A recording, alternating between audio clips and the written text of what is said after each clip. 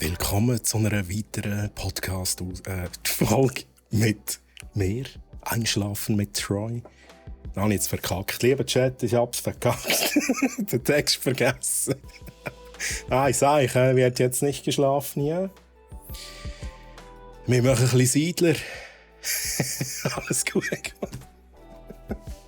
Einschlafen mit Troy war übrigens mal so ein Joke für die es nicht verstehen. Für die jetzt denken, what?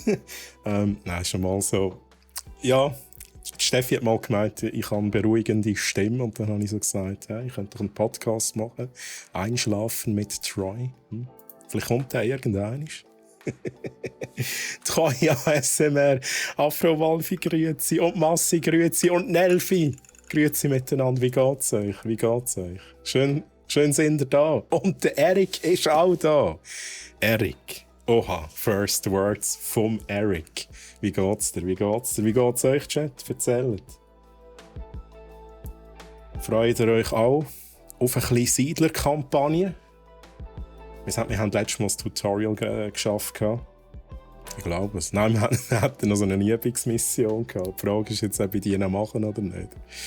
Ich könnte endlich dort noch schnell ein bisschen üben, bevor ich in diese Kampagne reingehe. Wobei, wahrscheinlich habe ich dann 2 Stunden. Ich lese noch schnell. Ich weiss schon einen Alert für dich, wenn du bei mir reinkommst. Ui. Da bin ich aber gespannt. Massi. Willst du etwas spoilern? Oder ist das denn eine Überraschung? Nach so einem Weekend? Oha. Alles gut, Walfi, das freut mich doch. Freut mich. First Words auf dem Channel und nicht am Samstag. Aber ja, true. Erik, das weiss ich natürlich. Du bist einer von meinen treuen Zuschauern natürlich. So, jetzt gehe ich mal schnell gucken. So, wir haben, glaube ich, Musik vom Spiel. Ja, haben wir keine. Wo ist sie? Die Musik ist irgendwie noch nice. Ist irgendwie noch stimmig. Für alle meine First-Abzeichen. Aha. Also das Startzeugs. Oh, ich komme nicht raus. Ich komme wirklich nicht raus, Massi. Ich habe keine Ahnung. Ich habe schon Angst gehabt, dass du... Oh nein, hey. Nein. Der Massi, das muss man nur ehrlich sagen. Wenn ich da lese, der Massi, dem gefällt der Content nicht. Ja, das ist der Content schnell gewechselt. Nächstes Mal zocken wir wieder Satisfactory. Nein, ich muss jetzt gerade überlegen, was jetzt nächstes Mal ist. Was ist da für ein Datum? Ja, nein, nächstes Mal gibt es vielleicht noch mal Siedler. Da muss ich dann noch anschauen. Jetzt fangen wir da zuerst mal an mit der Kampagne. Die das First-Abzeichen haben, jetzt komme ich glaube ich raus, für die gibt es einen Alert. Ist das richtig bei dir? Das kann man machen. Das geht wirklich. Das ist eigentlich noch eine geile Idee.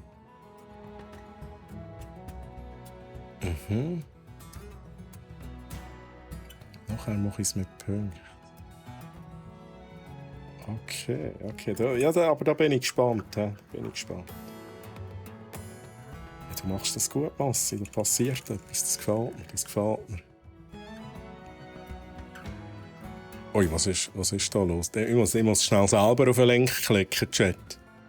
Streamlabs hat hier geschrieben, jede Menge reduzierte Games. Gönn die. Jetzt muss ich aber sagen, schnell selber schauen, bevor alles weg ist. Da. Ui. Okay. Ja, Chat, ich sage da nochmal, mal schauen. Also da sehe ich so minus... Ja, schauen, also ich kann es erzählen. Da sehe ich so minus 54%, minus 58%. Das sind ein paar Spiele günstig und so. Oh, wenn einer ein eigenes Intro will. Das freut mich zu hören, Massi. Dass ich deine Inspiration bin, das höre ich gerne. Ich habe immer Freude, wenn ich etwas sehe. Also, Viele sagen es mir natürlich dann und sagen, hey Troy, das hat er irgendwie so ein bisschen geklaut. Also ich bin nie jemandem böse und so. He? Aber manchmal sehe ich so und dann denke ich glaube, das ist ein bisschen inspiriert von mir. Aber ich habe immer Freude. Ich habe immer Freude, wenn ich das sehe. He? Oder auch, wenn mich jemand fragt, so, hey, ich will da irgendetwas in den Stream einbauen und wüsstest du auch wie und so. Und du hast ja auch so etwas. Das ist immer cool. Ich kann den Link auf dem Handy nicht antippen. Oh nein, das sind wir wieder bei dem Thema, oder? Dass Twitch-App irgendwie so ein bisschen komisch ist, oder? Ja, das ist mir auch schon aufgefallen, tatsächlich. Man kann halt keine Links antippen. Glaub mir, Wolfi, also du verpasst da jede Menge. Du musst es halt schnell abtippen. I know, es ist nicht der einfachste und kürzeste Link ever. Ja, aber es lohnt sich, es lohnt sich. Den Stream. Oh ja, ich habe immer. Auch wobei ich muss zugeben, ich rede halt von meinem Channel. Wenn wir schon dabei sind, lieber Chat, ich habe da das Knöpfchen gar nicht gedrückt. Wenn ihr euch fragt, was ist das überhaupt für einen da? Ja, ich bin der Troy und ich streame auf meinem privaten Channel twitch.tv/TroyHammaren jeden Samstag ab 19 Uhr. Und dort habe ich viele Spielereien und ich habe schon länger nichts mehr Neues gebaut, im Fall, ohne Scheiß. Fällt mir gerade einmassen. Aber ich habe immer mal noch etwas, das ihr noch nie gesehen habt. Ja? Von dem her, ich habe für euch immer etwas Neues. Das stimmt eben schon. So, Chat. Wir gehen da mal schnell ein bisschen in das Game rein. Sonst sind wir wieder Just Chatting am machen. 2 Stunden. Ja, aber hey, danke. Der Erik ist jetzt da, der hört das. Dank der Silvi. Vielleicht war ja der Erik auch beteiligt. Ja, das weiss ich gar nicht. Das hat ja der Erik geschrieben. Mein Gott, ich habe gemeint, der Massi hat es geschrieben. Der hat die gleiche Farbe. Dort mal die Farbe wechseln. Nein, sorry, jetzt bin ich verwirrt gewesen. Ja, logisch, Erik. Logisch. Dank der Silvi. Und vielleicht dir. So, was machen wir? Gerade so der schöne Abschluss von der Musik. Was machen wir? Gehen wir nochmal ins Tutorial rein oder machen wir eine Kampagne? Ich glaube, wir gehen direkt in die Kampagne. Wahrscheinlich habe ich die Hälfte wieder vergessen, was ich machen muss. Ist Opfer einer Verschwörung. Das Militär hat den König gefangen genommen und den Rat entmachtet. Wolfi, du hast wenigstens ein bisschen anderes Geräusch. Unter seine Kontrolle zu bringen. Jetzt können wir sicher alle die Farbe anpassen aufs Gleiche. Aufrechten Stadtwachen überwältigen, wurde eine Hauptstreitmacht gesichtet, die geradewegs auf das Kapitol und den Hafen. Oh nein. Eine Hauptstreitmacht. Chaos und Zerstörung schickt sich eine kleine. Oh, jetzt haben wir keinen Ton mehr. Kommt gerade wieder. Ton kommt gerade wieder, sorry. Und mit dem letzten Schiff zu unbekannten, aber sichereren Ufern aufzubrechen. Okay.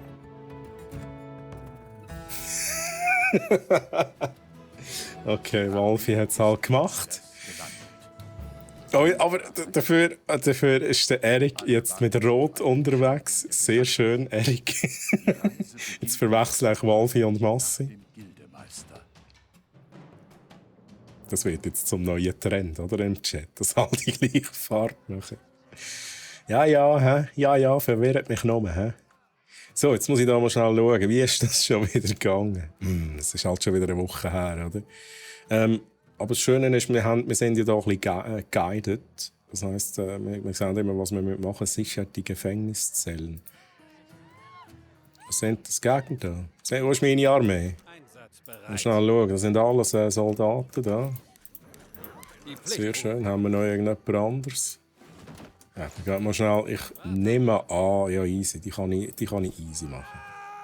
Greifen da. So, oh shit. Oh. Einfach rein. Ich bin unterwegs.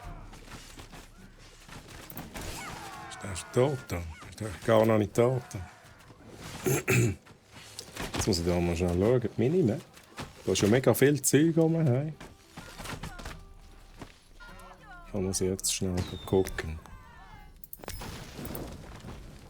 Da ist ja richtig etwas los. Ey. Oh, what the hell? Ja, da kommen sie, hä? Da kommen sie und machen alles kaputt. Und das kleine Dorf Troy, ja, muss jetzt da, den Krieg gönnen, oder? Das liegt jetzt wieder am Meer. Nein, nicht da bin ich. Also, aha, ja. Ich muss schnell fertig machen. Geht da gucken. Ja, ich glaube, ich muss einen Dude haben. Gesehen, der Chat, ich habe es halt schon nicht mehr im Griff, oder? Ich habe es halt wirklich schon nicht mehr im Griff. Wie ist das gegangen? Brauche ich nicht einen normalen Dude? Aha. Wait a second, was ist da nicht weg?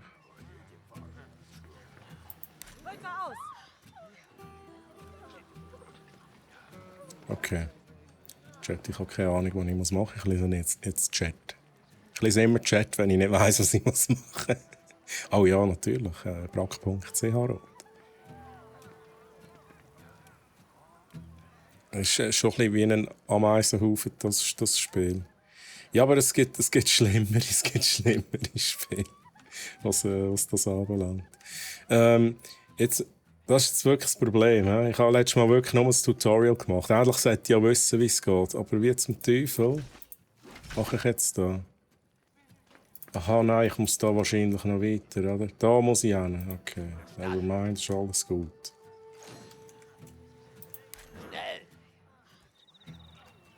Wir müssen einfach da. Licht ruft.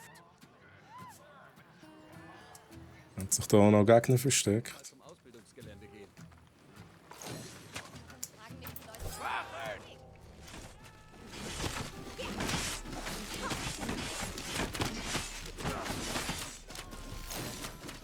Das ist wahrscheinlich auch mehr oder weniger ein bisschen scripted, dass ich da so easy durchkomme, oder? Weil ich könnte ja gar nichts Neues bauen, oder schon? Schnell schauen. Natürlich.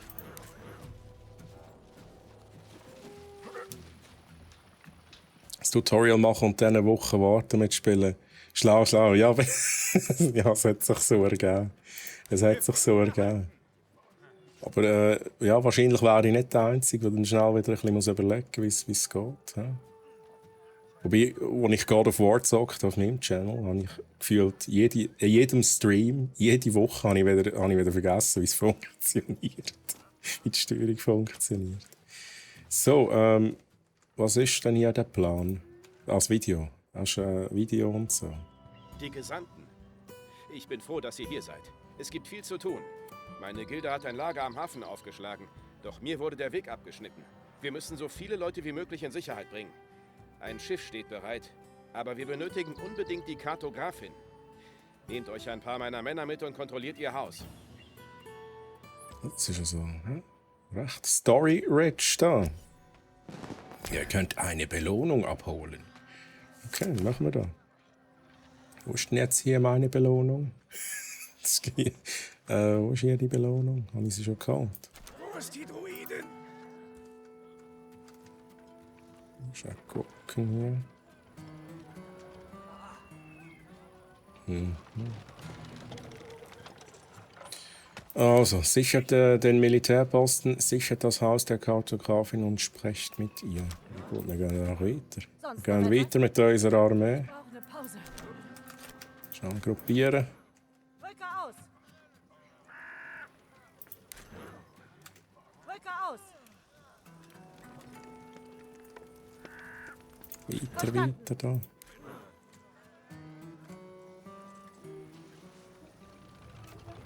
Ja, das ist das Haus der Kartografin. He?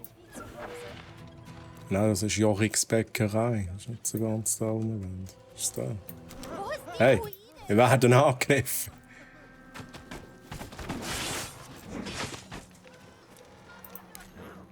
Woher sind jetzt die gekommen? Das ist jetzt genau da kommt man wieder in Sinn vom Tutorial. Wenn ich nach jemanden hinklicke, gehen sie einfach dort hin und würden nicht angreifen, wenn sie angegriffen werden. Das war jetzt genau das Problem. Und mit Control-Klick kann man das eben ändern. Dann gehen sie dort hin, aber auf dem Weg greifen sie die Gegner an. Schnell gucken, wo sind wir da? Wo sind wir da? Okay, da kommen noch mehr. Da kommen noch mehr. Ah, ich habe Bogenschützen. Machen das jetzt.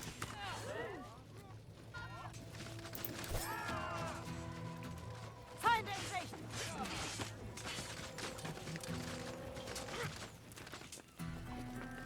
Okay. So, alle da hin.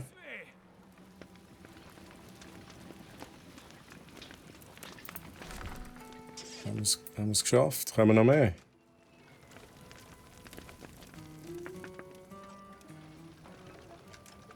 Muss ich das da noch machen? Ich brauche eine Pause. Aha, da kommen Wellen, oder? Da kommen Wellen. Verletzt.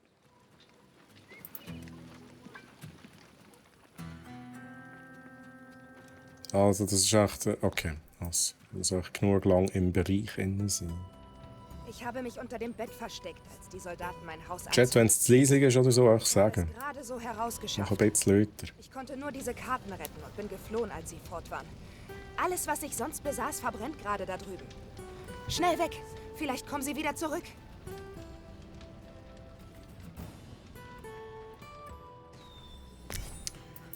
Alright.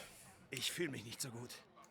Ja, was hast du denn für ein Leiden? Wer hat jetzt das gesagt? Na gut, jetzt sind alle da ein bisschen am Heilen. Ich brauche eine Pause. Okay. Trefft euch im vorläufigen Hauptquartier mit Baldwin und Rina. Ich bin Der verletzt. Alec Baldwin wartet auf uns. Natürlich. Ich muss auch klicken. Endlich. Ich dachte schon, wir hätten euch verloren. Die Soldaten haben bereits einige Ratsmitglieder gefasst. Das ist Irrsinn. Ich wäre nicht hier, hätte es die Gesandten nicht gegeben. Also, was sollen wir jetzt tun? Das Schiff ist eingetroffen und meine Leute machen alles bereit zum Ablegen. Uns bleibt wenig Zeit. Tommy, hoi Tommy, wie geht's dir? Aber schon wieder First Time Chat. Es noch Vorräte geben. Holen wir uns Ja, so viel nicht wie möglich schlecht, mit nicht Eis schlecht. auf- Tommy, wie geht's dir? Schön, dich hier auf dem Channel zu sehen, Tommy. Ich sorge inzwischen dafür, dass es auch genügend Und Platz in wird. dem Sinn, willkommen. Ich warte hier auf euch. Aber kommt nicht zu spät.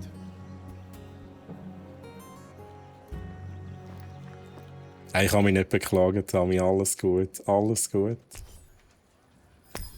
Alles chillig, ne? So, Tommy, kennst du Siedler? Hast du auch schon gezockt? Hast du vielleicht die Älteren gezockt? Ich finde es bis jetzt noch recht nice, aber es wird mega kritisiert, oder, das Spiel. Ich habe übrigens noch keine Reviews gelesen. Ich weiß ehrlich gesagt immer noch nicht wieso, aber ich finde es bis jetzt echt gut gemacht. Jetzt werden alle rot, oder? Jetzt werden alle rot.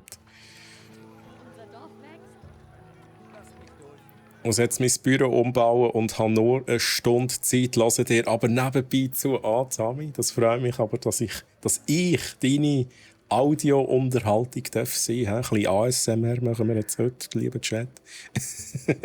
Ja, aber Tami, in diesem Fall viel Erfolg beim Büro umbauen. Ah, der muss ja nachher... Also jetzt muss ich vielleicht noch so fragen. Büro umbauen, das heisst am Arbeitsplatz? Oder ist das eher Büro umbauen die Heime bei dir, also quasi Homeoffice oder wie auch immer?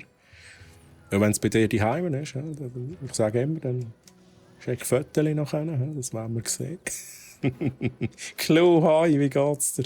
Guten Morgen, Klo. Hast du gut geschlafen? Wie geht's dir, Klo? Ich weiss, was für eine Antwort kommt, Klo. Oh, ja, okay. Dein Büro, die Heime. Okay, ich habe mir es eben noch gedacht. So, jetzt muss ich da schnell gucken. Was müssen wir machen? Sprecht mit den Ingenieuren in der Nähe des vorläufigen Hauptquartiers. Die Gesandten wollten, dass Was schlafen ihr da? Es wird hier nicht geschlafen. Hey. Sind auch wieder alle am Schlafen, oder? Das gibt's nicht.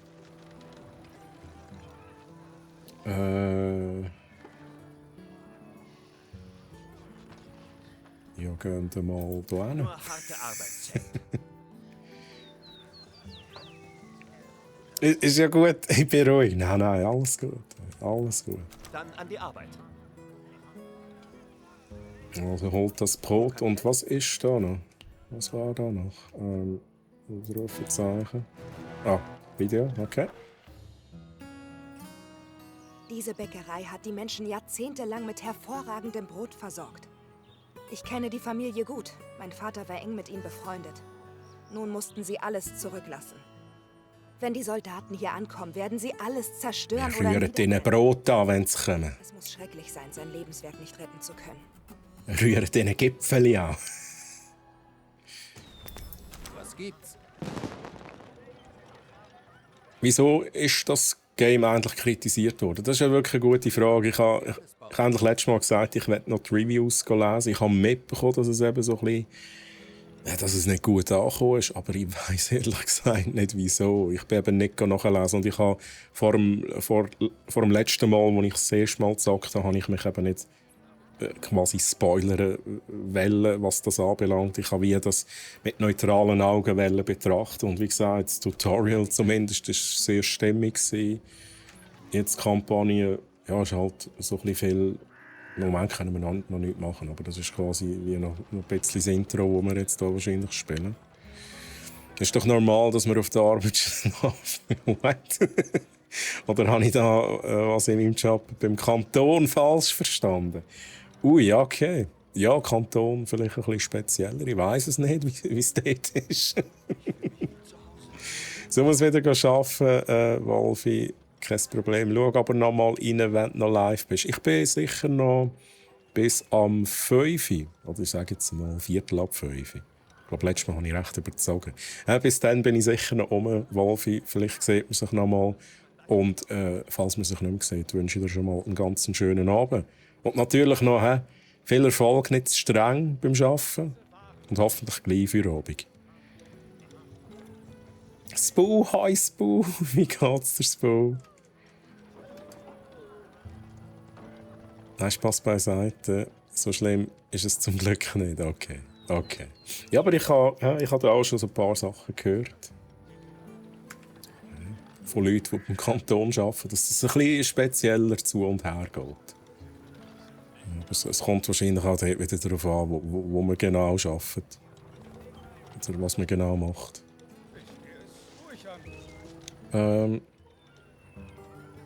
Heißbau, das freut mich natürlich. Es geht mir sehr gut. Ich kann mich nicht beklagen. Ich kann mich wirklich nicht beklagen. Da ein bisschen gemütlich am Umsiedeln.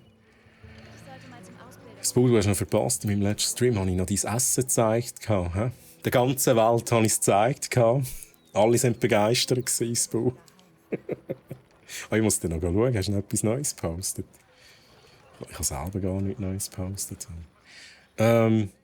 Schnell schauen, was haben wir jetzt nicht das Brot geholt in der Bäckerei? Da haben wir doch das Brot geholt. Abhängen ins Lager. Ich muss das Lagerhaus bringen. Das ist das Lagerhaus. Das ist das Kartenhaus. Ja. Ich bin halt schon lost, oder? Ah nein, ich muss es... Da ist es ja. Liebe Leute. Habt ihr es genommen?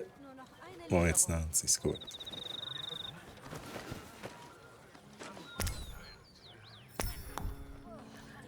Informiert Alec Baldwin, ich sage jetzt halt einfach Alec Baldwin und Rina. Alec, ich bin fertig, ich hab's gemacht. Sehr gut. Das sollte ausreichend Nahrung sein. Doch nun müssen wir den Hafen und das Schiff sichern, bis wir bereit zum Ablegen sind. Die meisten Familien sitzen bereits im Frachtraum. Wir können nicht mehr warten. Das müssen wir aber. Bitte. Nur noch etwas länger. Auch in diesem Moment kommen noch mehr Leute an. Wir müssen aufbrechen. Sie versperren uns jetzt schon den Weg. Wenn wir nicht sofort zum Schiff gehen, werden wir es hier nicht mehr wegschaffen. Ich flehe euch an. Bitte. Es tut mir leid. Los, zum Schiff!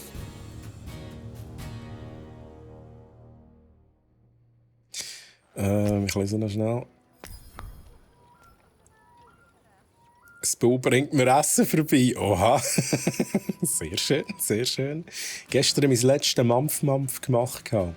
Oha, okay. Was ist es gewesen? Was ist es gewesen? Ich weiss gar nicht, wie gesagt, ich habe gar nicht mehr geschaut. Vielleicht hast du es ja sogar gepostet. Ich habe gestern wieder meine Mampf-Box bekommen. Ich mache jetzt keine Werbung. Ich weiss nicht, wie ich das da darf. Nein, ich habe die Mampf-Box bekommen. Und ich habe gestern habe ich Burger gemacht und jetzt habe ich noch 2 Sachen. Und ich habe jetzt echt direkt wieder Hunger wegen euch, oder? Nein, eigentlich bin ich selber schuld. Ich habe, glaube ich, angefangen mit dem Essen, oder? Ich gebe einfach Check schuld. Ihr seid schuld, dass ich jetzt Hunger habe. Also wenn noch 2 Katzen im Büro umeinander was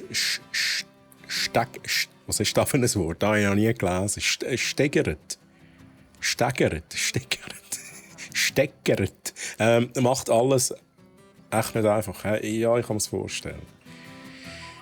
Kannst du die nicht schnell raus tun? Aus dem Fenster schnell? Nein, das ist vielleicht nicht so einfach.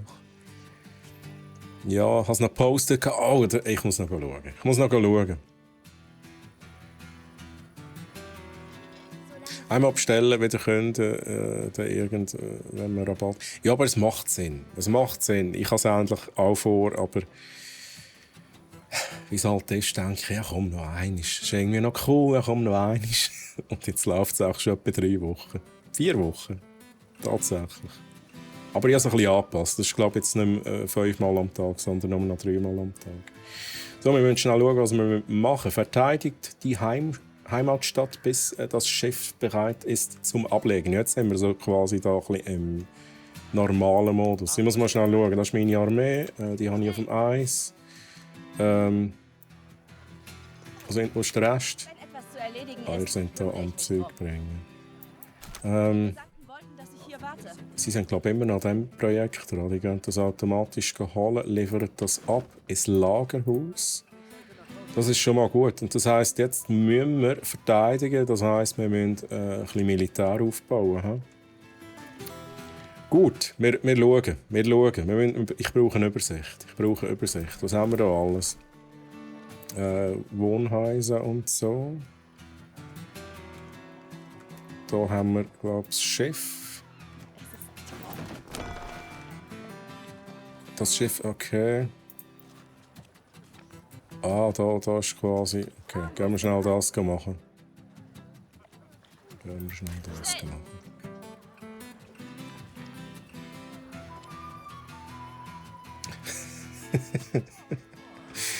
Sehr gut. Ja, danke vielmals. Service-Nachricht. Snacks für den kleinen Hunger und kompatibel mit Tastaturen. Ja, merci vielmals für das. Sehr gut. Umturnen. Okay, alles klar, Tami. Ich lese hier noch schnell. Was habe ich verpasst? Was ist die Mampfbox? Das Buch hat es gerade geschrieben. He? Ich will schnell lesen. Ich muss da kämpfen. Ich muss mich ausruhen. Wie kann ich da? Ah, da kann ich drehen. Der andere, ich muss mich ausruhen, sagt er. Mitten im Kampf. Aber kommen wir da schnell ein bisschen in die Richtung. Irgendwie stirbt da gerade meine halbe Armee weg, oder? Kommen wir bitte schnell alle da hinten. Damit der Turm das übernehmen kann. Er schießt da, das ist nice. Sind die auf automatisch eingestellt? Die sind auf automatisch, okay, nice. Ist nur ein Kratzer.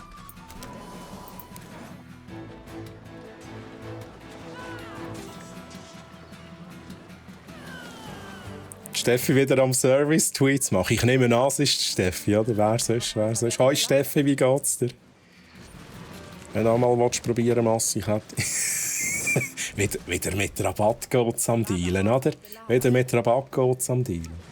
Du, ey, also, okay. Ich habe gemeint, wir können jetzt da ein bisschen chillig aufbauen. Stattdessen reissen sie mir da alles ab, oder? Also, was kommt da noch? Artillerie zu fliegen, oder was? Holy moly.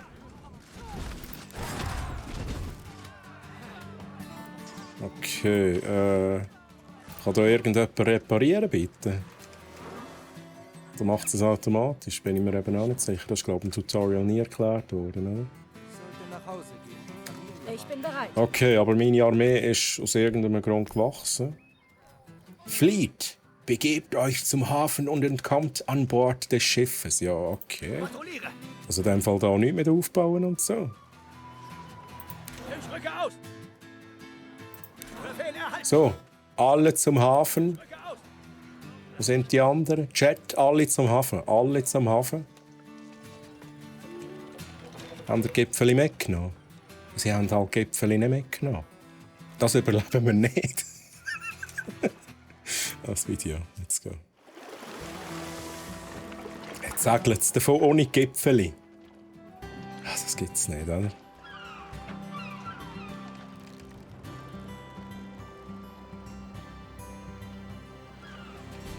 Ist das Age of Empires? Nicht ganz, Boo, nicht ganz. Es ist ja so ein bisschen... Gut, es ist ähnlich. Es ist halt ein Strategiespiel. Aber ich finde es nicht so stressig wie Age of Empires. Age of Empires ist doch immer so stressig, oder? Muss mich aber gleich wieder verabschieden. So kommt bald an Heisburg. Ist doch kein Problem. Ist doch kein Problem. Ja? Ist kein Problem, dann schaust du mir einfach auf dem Handy weiter, oder? Wo ist jetzt das Problem? Nein, ist gut, ist gut. Gipfeli. Hey, wir haben schon gewonnen. Die Kampagne schon durch. Ja, das war jetzt wahrscheinlich auch so schnell das Intro gewesen. Ich glaube, jetzt kommt wahrscheinlich der Moment, ich hoffe es auch, wo wir ein bisschen bauen können. Heißt neue Hoffnung. Wo wir so ein bisschen selber können sagen, da bauen wir das und so weiter. Lasten die jüngsten Ereignisse schwer auf den Herzen der Menschen. Jetzt sind wir da natürlich auf irgendeine Insel gereist, und uns da neu aufbauen und so. Warum mussten wir sofort los? Wären wir länger geblieben, hätten wir noch viele retten. Ah, okay, Spoo, alles klar. Das war falsch. Es ging aber nun einmal nicht anders. Hätten wir noch länger gewartet, hätten wir alle in Gefahr gebracht. Wir haben sie im Stich gelassen. Familien, Freunde, Kinder. Gipfeli. Ist euch das völlig egal? Wir haben alles verloren. Aber diese Leute hier habt ihr gerettet. Und sie brauchen euch. Und jetzt soll ich bestimmen, wie es weitergeht? Ich habe bereits versagt. Und doch wollen Sie, dass ich Sie anführe. Seht ihr? Genau da liegt ihr falsch. Nicht ihr allein sollt uns eine neue Heimat suchen. Wir alle teilen diese Aufgabe. Gemeinsam werden wir einen Weg finden. Genau. Das ist die richtige Einstellung. Wie sollen wir das anstellen? Es ist nichts übrig. Seht euch um. Wir haben es bis hierhin geschafft. Wir dürfen Irgendwie nicht jetzt haben wir aufgeben. Es gibt viel ein bisschen zu häufig so awkward silence in den Gesprächen, nicht? Währenddessen könnt ihr ja die Insel erkunden. Liegt aber wahrscheinlich eher an der Ich Synchronisation. werde sofort aufbrechen. Ich habe das Gefühl, auf Englisch wäre es wahrscheinlich noch ein bisschen besser. Aber egal. Also Massi hat noch geschrieben, etwas schauen, ich habe gemerkt, meine Frau ist meine Mampfbox. So kann man es auch machen. So kann man es auch machen. Komm heim und es ist schon auf dem Tisch. Ja, das ist Luxus. Hey. Das ist Luxus. Ja, aber Massi, kochst du nie?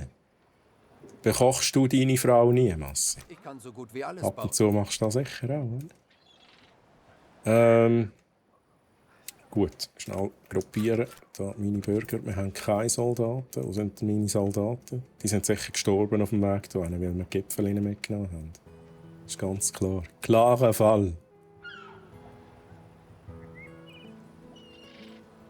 Darum mal ein paar neue Rezepte bekommen, wo wir wieder einmal kochen könnten. Hey, das ist wirklich so. Ich habe schon mega viel jetzt gemacht, wo ich dachte, wow, das ist mega fein und das muss ich wieder machen. Und habe es auch schon selber wieder gemacht. Das ist eben schon geil. Du bist natürlich der Grillmeister. He? Und der Pizzaiolo, das ist eben geil. Das machst du gut. Dann geht's doch auf. Meine Gäste wollen immer Pizza bei mir. Ja, okay. Ich merke mir das. Bin ich irgendwann mal eingeladen bei dir, Massi? Ich nehme mal ein Giveaway mit, versprochen. ich darf bei Massiga Pizza essen, wenn ich ein Giveaway mitnehme. Pizza. Ja, okay, wann kann man vorbeikommen? Ich habe sonst, also ich streame jetzt noch bis ca. am 5 Uhr Massi und dann würde ich losfahren. Ist das okay? Hey Spu, gute Heimfahrt, Spu. Bye bye, tschüss. Hey, Massi, das glaube ich dir im Fall sofort. Das glaube ich dir sofort. Jetzt muss ich schnell schauen. Holzfällerhütte. Gut, jetzt dürfen wir bauen. Wir dürfen bauen, weil... Schauen wir schnell. Okay, das ist Nebel. Ich nehme an, das ist ein bisschen vorgegeben, dass wir es hier bauen. Wie erreiche ich schon wieder? Ah, okay. Das kann ich mit der Maus machen, tatsächlich. Holzfällerhütte machen wir da. Und ich muss ein Sägewerk haben in der Nähe von der Holzfällerhütte. Das weiss ich noch. Chat, ich weiss es noch, wie es geht. Habe noch nicht vergessen. Schnell eine Streihe. So. Baustelle, ja, geht halt nicht. Wir müssen da immer alles mit Wegen verbinden. Jetzt machen wir das so. Wir machen das zuerst so. Ich baue hier einmal komplett rundum. Ja, das ist so. Das geht, ja. Ah, das ist schon. Das Mal ist es wirklich schon vorgegeben, dass einmal ein Weg rundum gebaut ist. Das ist nice. Also, machen wir das so. Das so.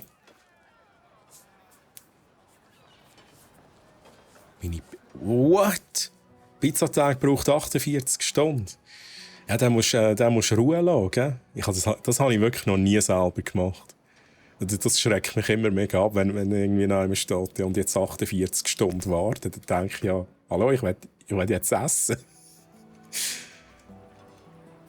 Okay, aber ich stelle mir es halt schon mega geil vor, deine Pizza als Masse. Ja, dann in 48 Stunden komme ich vorbei. Und der Clou kommt auch gerade, nimmt noch seinen Smoker mit. Ja, Massi, schick mir Fotos. Hey, schau sie jetzt nicht an, sonst sterbe ich da noch vor Hunger. Aber schick. Gut. Steinbruch. Das ist da. Wir haben da oben Stein. Haben wir sonst noch einen Stein? Das ist halt alles auch da wieder recht guided. Also ich kann da nicht gross jetzt noch jemand anders bauen. Das ist auch da irgendwie mega eng. Wobei, ich kann natürlich da mal schnell schauen.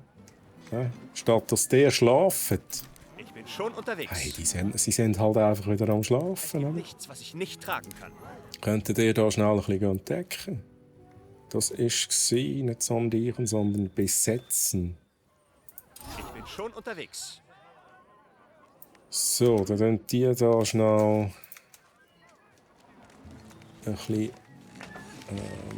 aufdecken. Was machen die genau? Was zu erledigen ist, kümmere ich mich darum. Gut, die würden bauen, das ist gut, wir lassen die nicht da. Die Gesandten wollten, dass ich hier warte. Was kann ich noch machen? Sondieren, das muss ich wahrscheinlich da oben nachher noch machen. Sondieren ist übrigens, wenn man so solches Zeug hat, kann man schauen, was da alles für Erz rum ist. Das funktioniert wirklich. Oh. Okay, das übernehme ich. Das ist auch gut. Was ist denn das? Verfallene Kohlenmine. Video. Ich stehe. Diese Minen sind lange verlassen. Einige der Schächte scheinen aber noch in Schuss zu sein. Ein paar der Förderwagen sind sogar noch voll. Offensichtlich müssen es die Plünderer sehr eilig gehabt haben. Was meinst du, kommen jetzt da die Orks raus? Haben sie den Minen... Oh nein, kommt der Balrog raus wahrscheinlich. Haben sie zu tief graben, die Zwerge. Nehmt das mit, bitte. Was haben wir da? Was ist es? Ah, das ist Kohle natürlich. Sehr gut. Gut. Gehen alle. Kann nicht noch einer da bleiben? Einer muss jetzt da bleiben. Und du musst noch ein bisschen besetzen. Und zwar da hinten. Ich könnte mehr tragen. Jetzt, hat das jetzt echt da hingestellt? So. Gut. Ja, ich müsste einen Steinbrucher bauen, aber ich werde da zuerst noch ein bisschen aufdecken. Ich will noch ein bisschen aufdecken. Was machst du da? Ist die verlaufen? Ah, okay. Macht Sinn, ist gut. Da, wo er abgeleitet hat, ist sie jetzt holen.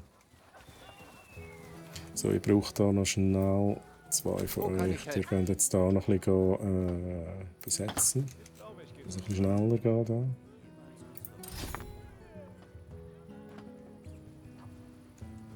Wobei, Dann kannst an die du Arbeit. bitte... Da. Ich liebe Arbeit. Nicht, dort wartet der Kirk, damit der Frodo endlich den Warp-Antrieb repariert. Der ist aber noch beim Meister Yoda und macht die Teezeremonie mit ihm. Ah, ich liebe so Mashups.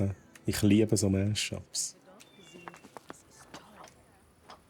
Und der Jon Snow ist doch dort auch noch dabei, oder?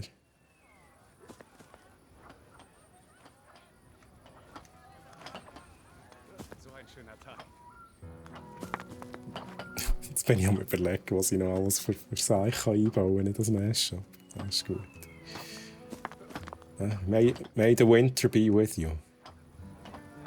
So. Ich glaube, wir können hier schnell Steinbruch bauen.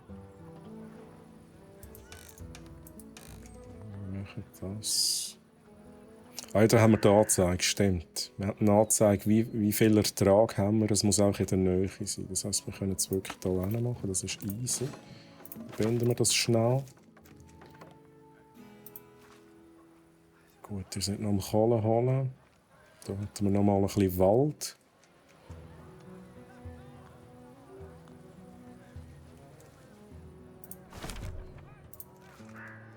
Da kommen wir jetzt mit dem Material, nice. Das finde ich halt wirklich schön am Siedler, also, dass da immer so das Material muss geholt werden und das sieht auch so ein bisschen, ja, realistisch aus, halt vom Ablauf her.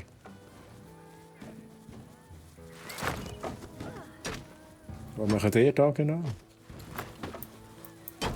Keine Lust. Leichtester Auftrag heute. Ein herrlich frisches Lüftchen. Ja, gell. Ich finde es aber wirklich, es ist so... Es ist auch ein bisschen verspielt, aber das habe ich eben schon immer geliebt am Siedler. Es ist alles so ein bisschen... Man schaut auch gerne mal so ein bisschen zu, wie sie es machen, oder? Das ist so... Ich finde es schon nice. Macht es auch natürlich auch gemütlicher, das Ganze. Ein Risto Wohnhäuser, ja. Let's go. Machen wir das da unten? Was ist da los? Was ist hier los? Unterbrochen? Wieso unterbrochen? In eurem Gebiet befindet sich keine... Ja, aber wieso haben ihr denn das Ding hier hingebaut? Aha, ich habe es noch hingebaut, aber...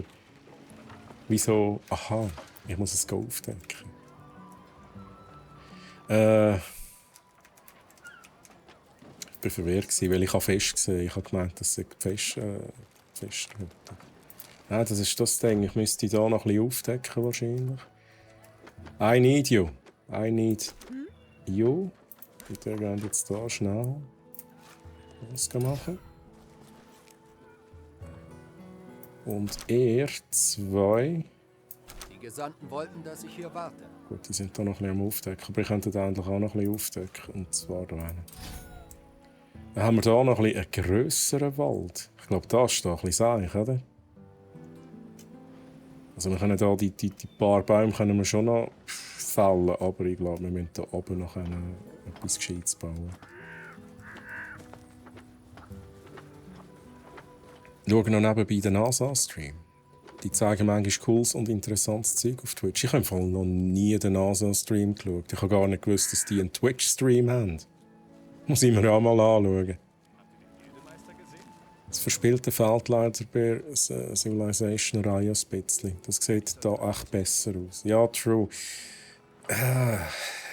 Civilization war irgendwie auch nie so mies gewesen. Das ist wirklich so die Art von Strategie-Games, die mir nicht mehr zusagt. Ich weiß gar nicht, wieso. Weil es wirklich so ein bisschen der Fokus ist, glaube ich, dort auch zu fest in dem Strategischen. Hin. Während da so ein bisschen gemütlich kannst, ja, da, und ihr macht das und bla bla bla, das finde ich halt viel geiler. So sind sie jetzt da wieder, okay, sie sind wieder am Produzieren. Ich würde aber sagen, wir bauen hier oben, weil wir es aufgedeckt haben, gerade die nächste Holzfällerhütte. Macht wahrscheinlich Sinn. Bauen wir das hier rein. Und auch direkt ein Sägewerk. Das ist perfekt. Und dann schnell einen Weg. Ja, das passt. So, ihr geht hier noch ein bisschen aufdecken. Das ist gut.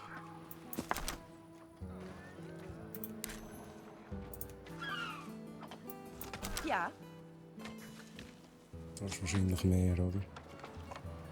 Jetzt muss ich schnell schauen, was müssen wir noch machen. Ein Kiste Wohnhäuser. Aber ich werde eigentlich, bevor ich ein Wohnhaus mache, möchte ich noch schnell schauen, ob wir eine Fischerhütte bauen können.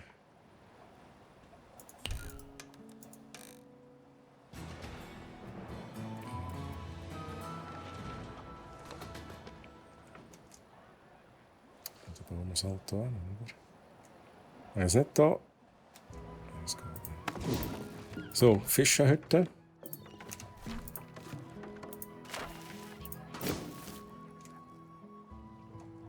Ja, das ist jetzt ein bisschen unsinnig gewesen, oder?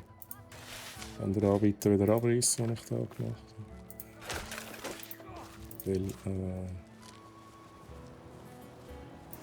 hier direkt verbinden.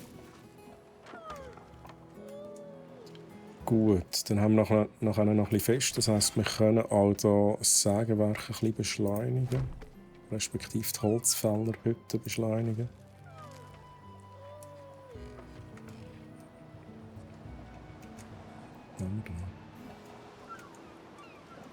Ja, die haben Hai gesehen. Gut, ihr seid dran. Wohnhäuser. Die Frage ist auch, wo bauen wir die an? Ne?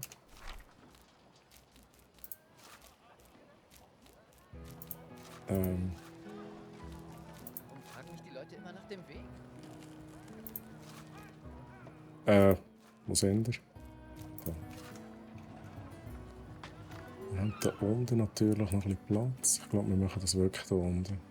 Ich nehme an, die Holzfällerhütte kommt nachher irgendwann wieder weg.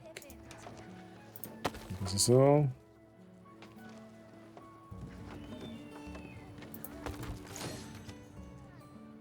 Zwei, ja.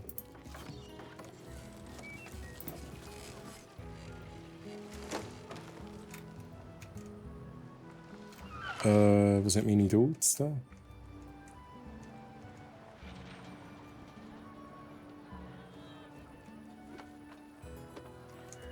Okay, da kommen wir welche. Wenn etwas zu erledigen ist, kümmere ich mich drum. Gut, das läuft auch. Nice. Dieses Gebäude ist sehr weit vom nächsten Lagerhaus entfernt. Das hat etwas, he? Das hat was. Wenn wir ein neues Lagerhaus bauen. Das haben wir im Tutorial übrigens auch gehabt, wie wir auch Waren können transportieren können. Aber ich kann halt nur eins machen. He? Ich kann halt nur eins machen. Ja, aber es ist jetzt halt so. Oder wäre es gescheiter, wenn wir das rauf verlegen?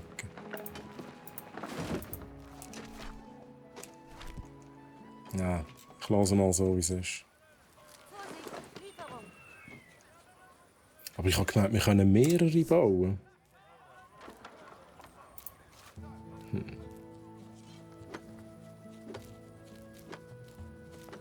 Sammlerhütte.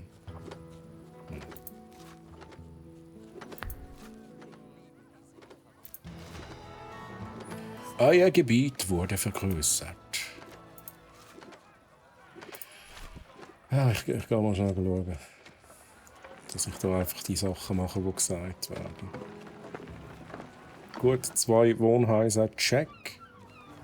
Die sind die jetzt wirklich miteinander verbunden? Das ist mega nice. Keine Lieferungen? Oder packen die, also ja, gehen die ineinander rein. Das kann natürlich auch sein. Aber es sieht aus, als wären sie auch miteinander verbunden. Was ich noch ein geiles Detail finde. Also gut, richte eine Werkzeugschmiede und produziert Werkzeug. Werkzeugschmiede und Gildenhaus. Werkzeug.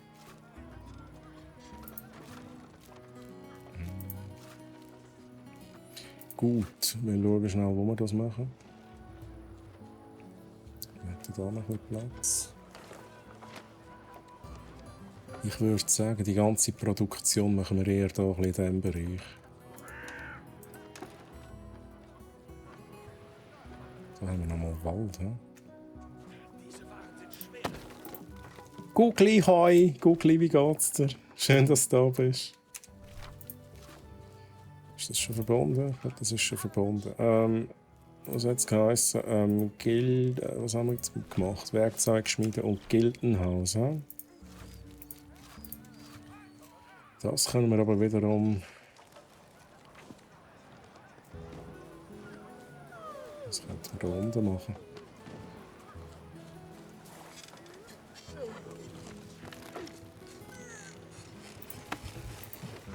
Niemand ist schneller als ich. Ui. Okay. Das kann man auch machen. Hey, das freut mich, Gugli. Ich kann mich nicht beklagen. Alles gechillt. Alles gechillt. Ja, wie immer ein bisschen Last. Aber da kann ich mir da erlauben, bei Siedler. Sag ich jetzt, und in 2 Minuten greift wahrscheinlich der Gegner an und ich bin überhaupt nicht vorbereitet, oder? Los jetzt. Also gut. Hast du viel Ahnung von DDR5 und dem Zeug? DDR5 und dem Zeug? Ja, also ich habe ein bisschen Ahnung. Aber ich kann auch nicht jede Frage beantworten. Und jetzt DDR5. Ist halt schwierig. Was ist denn die Frage? Komm, stell mal die Frage rein. Vielleicht ist ja im Chat jemand, der es weiss. Ja. Stell die Frage und dann schauen wir weiter. Wie viel Megahertz, oder? Was ist die Frage? Hat mich jetzt schon noch wundern. Schnell gucken. Da läuft alles. He? Wie läuft es da so? Mit dem Festen so? Schnell schauen. Ja, die machen das gut. Es sieht auch mal professionell aus, was sie hier machen. Ein bisschen so tun, als wären sie am Fischen. He? Ja, ist gut.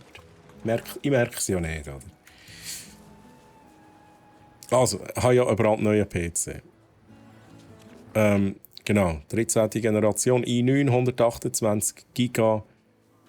128 GB DDR. Nein, ohne Scheiß, du hast 128 GB DDR5 RAM drin. Für was braucht man so viel RAM, Google? Okay, aber egal. Seit gestern nur Crashes auf verschiedene Bluescreens. Und du hast Windows neu aufgesetzt und du hast.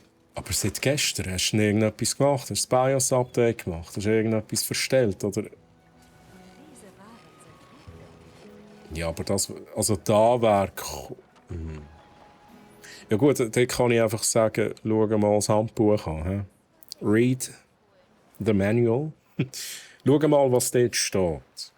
Was Maximum ist. Und ich kann mir jetzt aber irgendwie nicht vorstellen, dass es an dem liegt. Wie gesagt, Chat übrigens, wenn irgendjemand weiss, was es sein könnte, einfach hineinschreiben. Ich hatte mal ein Problem mit dem XMP-Profil. Vielleicht musst du dort noch mal schauen, dass entweder ist es manuell oder es gibt, glaube ich, immer so 2 verschiedene XMP-Profile, die du wählen kannst. Und ich habe eben mit dem XMP2, bin mir eben nicht mehr sicher. Eigentlich mit dem, das ist halt bei den Asus-Boards so, bei dem, wo irgendwie von Asus noch tweaked ist, dort hatte ich immer zum Teil Probleme gehabt. Hast du dann irgendwie overclockt oder so? Oder einfach alles auf Default am Laufen? Da haben wir schon viele Tipps. Das ist schon mal gut. Spezifikationen vom Board anschauen, wie viel Memory. Das sicher mal. Ja, BIOS-Update. Ja, vielleicht hilft es. Bluescreens auswerten würde helfen. Die haben Informationen, das ist auch wahr. Hören mal an zu Whistler. Jetzt kommen alle aus dem Lurk, oder? Jetzt kommen die Experten aus dem Lurk raus. Grüezi miteinander, wie geht's euch? Ja, ihr habt natürlich recht. Und vor allem Timings. Genau, Timings, das ist sicher mal das Erste, was ich prüfen würde. Stimmt's? Und ich meine, XMP ist ja dafür da, dass du nicht viel manuell einstellen musst, sondern auch das Profil kannst laden. Aber schau auch dort, welches XMP. Oder probiere auch mal die andere Version vom XMP. XMP wo? Vielleicht ist es schon erklärt worden, du gehst ins BIOS rein. Gut, ich weiss es jetzt halt nicht auswendig, aber irgendwann solltest du XMP irgendwas können wählen. Also dort, wo du Megahertz von der RAM einstellst, kannst du dort irgendwie XMP-Profil wählen. Und dann wählst du einfach das XMP-Profil. Und dann sind die RAM korrekt eingestellt.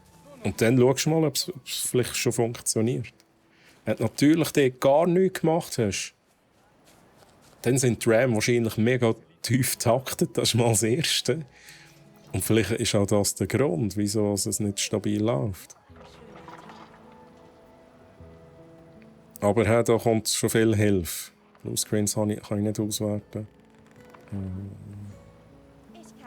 2 rausgenommen, gut, das kannst du natürlich auch probieren. Aber ich habe wirklich erst das Gefühl, es sind Settings. Aber ja, man muss halt alles einmal ein bisschen probieren. Und dann auch ein bisschen laufen lassen, ein bisschen Stress-Testing machen am besten.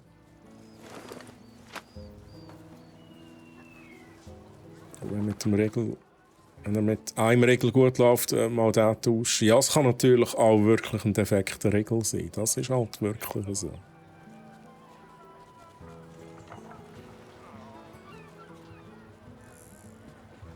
Ja, hey, viel Erfolg, Google. Aber hey, ich sehe, da sind ein paar Leute oben, die Ahnung haben. Und merci für die Hilfe, euch Chat. Mega lieb, mega lieb. Sollen wir uns da schnell schauen, dass ich da weiterkomme? He? Bevor die Gegner angreifen und das Einzige, was ich habe, sind Gipfeli und DDR5-RAM. Er ist dann... das... Haben wir das jetzt nicht gemacht? Rekrutiere einen neuen Ingenieur. Ingenieur. Let's go. Gut. Habe ich schon mal einen Abenteurer gemacht? Mache ich jetzt auch direkt auch noch, weil es schön ist. Google macht das. Gibst Bescheid, nicht mit dem Wunder. Fienchen, hoi, wie geht's dir, Fienchen? Schön, dass du da bist. Ja, wir sind gerade ein bisschen im Technischen im Chat. Im Internet sagt 50%, dass es unterstützt wird seit dem letzten BIOS-Update, das ich habe. Und 50%, dass es nicht geht. Ja, aber das ist schon... Oh. Gut, dann kommt es wahrscheinlich eben noch auf die RAM selber darauf an, was es genau für Dinge sind. Ich kann mir es nur so erklären, dass 50% sagen, es geht und 50% sagen, es geht nicht. Das ist wahrscheinlich eine sehr allgemeine Antwort und gewisse haben halt Regeln, wo es irgendwie geht. Aber mit denen, die du hast, da gibt es halt dann auch wieder einen Unterschied. Es ist halt wirklich, das ist halt ein bisschen das bei RAM, oder? Es ist halt immer, ja, wenn du 2 Packungen RAM kaufst, ist es möglich, dass sie verschiedene Chips drauf haben. Kein Witz, das hatte ich auch schon gehabt. 2 zeitgleich gekauft und es sind auch 2 verschiedene Chips, 2 verschiedene Hersteller gewesen. Hast du ein Kit gekauft, Google? Hast du ein Kit gekauft? Oder hast du sie separat gekauft? Gut, das ist aber eher selten ein Problem, aber es kann tatsächlich ein Problem sein. Ich hatte das selber auch schon gehabt. 2 Zweier-Kits habe ich gekauft und die haben nicht zusammen. Das ist gar nicht gegangen. Ganz komisch, auch Bluescreens und so habe ich gehabt. Und dann ist es eben wieder gut, wenn du, wie du sagst, 2 rausnehmen und auch wirklich ein Kit laufen lassen. 2 Zweier, ich habe es eben noch gedacht. Also probier es erst mal da mit XMP. Und wenn das nicht tut, dann versuch mal ein Kit drinnen zu haben und schauen, ob das funktioniert. Der Google ist sicher mit der RAM beim Gewitter rausgestanden.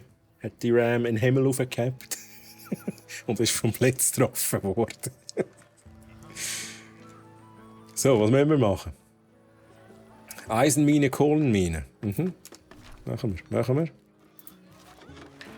Eisenmine. Aha, ja, natürlich. So einfach ist ja das nicht. He? Ich sehe es da schon. Ich muss sondieren, oder? Ich muss halt sondieren. Ich kann da nicht auch eine Eisenmine anpappen. Geht halt nicht. Also. Wo sind ihr? Brauchen euch? Wo sind ihr? Ja, alle am Schlafen. Alle am Schlafen, oder?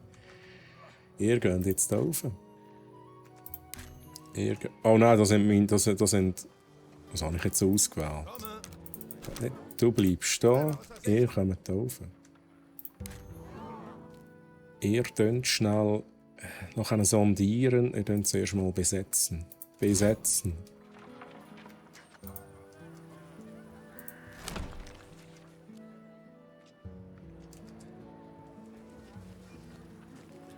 Ich habe sie abgeschneckt und zuerst noch mit dem Waschmittel vom Mikro gewaschen und zur Sicherheit nicht in die Spülmaschine da. Sehr gut, Gugli. Ja, ist immer wichtig, dass DDR5 RAM sauber sind. He?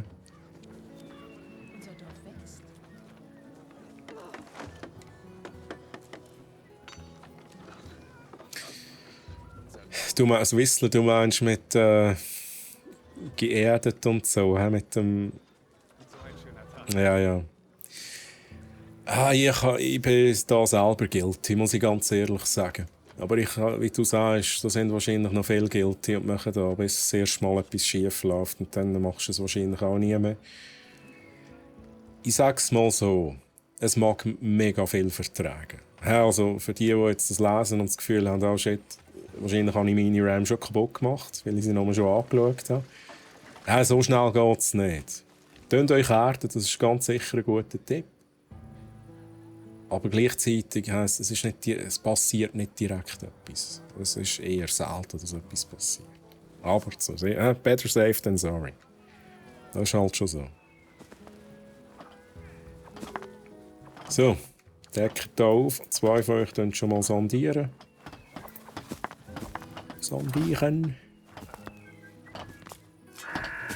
Ja, und lieber Chat, klickt unbedingt auf den Link da. Da sind Spiele.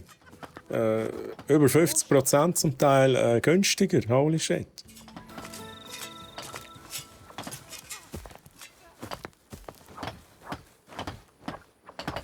Geht nur weniger als eine Sekunde, nicht wirklich schnell. Ja gut, hä? Ja, die Entladung in dem Sinn ist, wenn sie passiert und ja, ich weiss es, Mensch.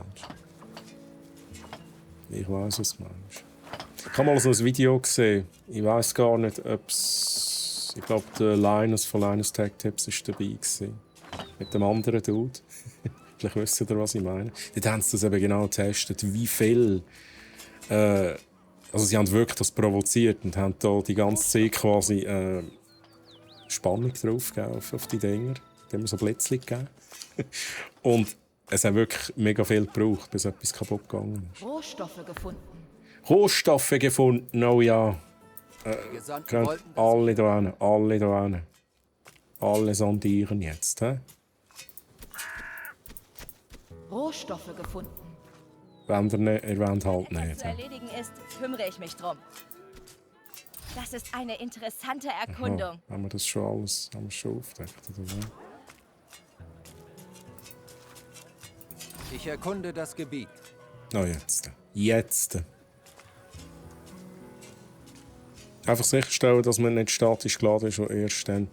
Ja. Das ist schon das Mindeste. He? Das ist, also, wir haben jetzt vorhin eher so das Ding gedacht, wo du das Handgelenk machst, damit du geerdet bist. Das ist eigentlich so die sicherste Variante. Aber wenn man es nicht hat, dann hat es halt nicht immer zur Hand, so ein Ding. Langt einfach... Könnt euch einfach so schauen. Also meistens PC-Gehäuse anlängen. Langt dann schon.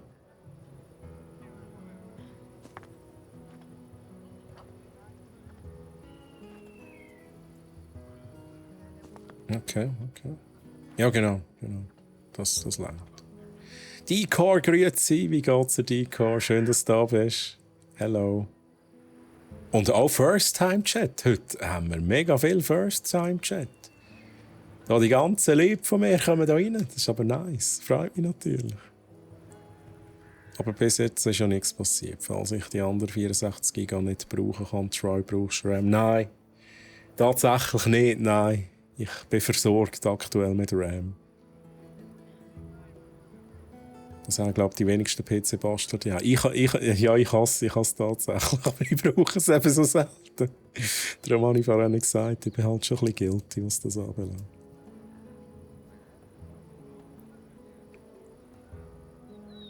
Oh, Clou, jetzt, ich weiss es im Fall nicht. Ich müsste selber schauen im Shop.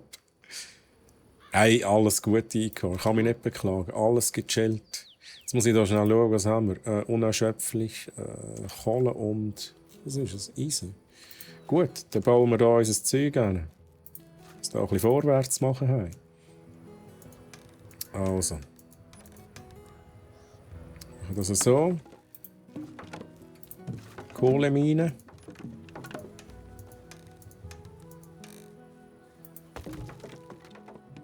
Ja, wir können hier gerade alles besetzen, oder? Alles besetzen. So. Wieso kann ich das nicht abbauen? Aha, ich muss natürlich das Richtige nehmen. Nochmal schnell Eisenmine. Das ist... Gut, Weg.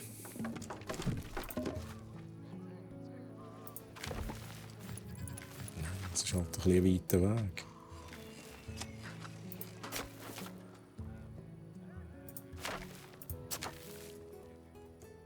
Ist der verbunden? Ah, der ist verbunden. Gut. Der ist nicht verbunden. Ja, der ist auch verbunden. Let's go. Sie kommen mit dem Material. Nice. SDTLC, hoi, wie geht's dir? Schön, dass du da bist. S-Troy, SDTLC. Wie geht's dir,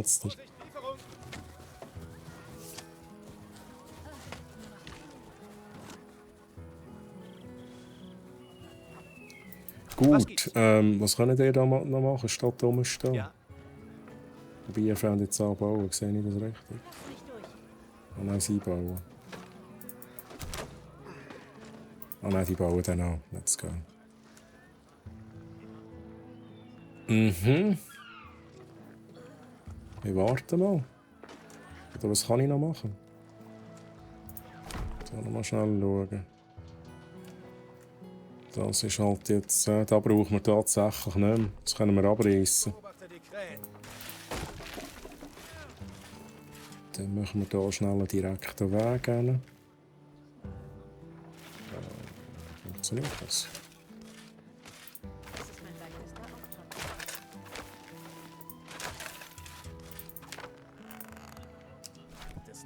Komm an.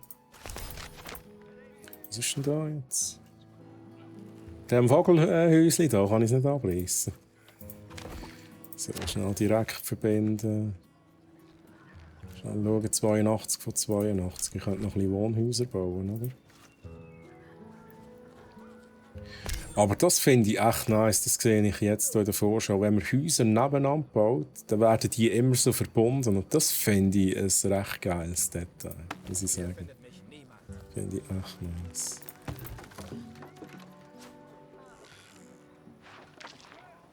Nein, Grindweh.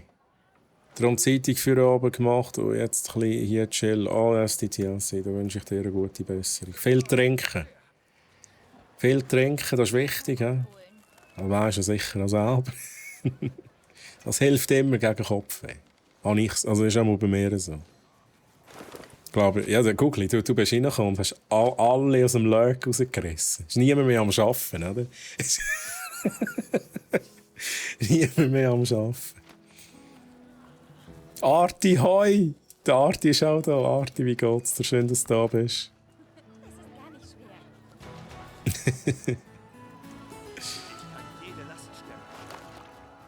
Das ist brandtechnisch super. Alles zusammenbauen. Noch mehr Schnaps? Nein, man nicht Schnaps saufen, Gottverdeckel. Wasser, am besten auch Wasser. Bis jetzt, das ist gemütlich. Ich finde es, also Google für mich, ich merke gerade, mein PC heizt extrem auf bei diesem Spiel. Es ist nur ein Straub. What the hell? Nein, bis jetzt finde ich es sehr gemütlich. Es ist vielleicht, wenn die Erwartungen zu hoch sind, dann fehlt vielleicht den Leuten etwas. Aber für mich ist es perfekt. Ja. Es ist jetzt auch eine Kampagne, die ich spiele. Es ist natürlich auch wieder etwas anderes. Es gibt ja auch PvP und so. Es gibt auch Leute, die kaufen das, um nach einem PvP zu spielen. I don't know. Aber ich mit meinen Erwartungen, die ich hatte, ich, der Siedler 1 und 2 vor langer Zeit mal gezockt habe, ich bin zufrieden mit dem, was ich da habe. Es ist auch mega geeignet zum Streamen, finde ich. Ich kann mir schnell so ein paar Sachen machen. Klar, ich würde schneller vorwärts kommen, wenn ich nicht die ganze Zeit schnarren würde. Aber es funktioniert alles gut und ich habe wirklich keinen Stress. Schmelzhütten und Eisenbahnen produzieren muss ich übrigens noch machen. Das tue ich schnell bauen. Schmelzhütten. Und das machen wir am besten da. Das machen wir direkt da.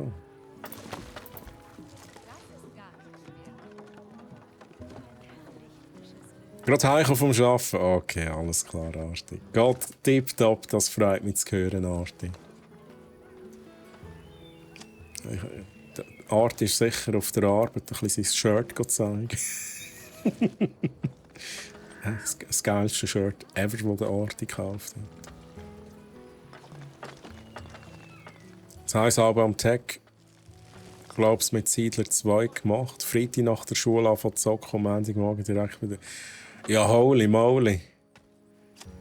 Ja, also früher habe ich das nicht mit Siedler gemacht, aber mit anderen Games.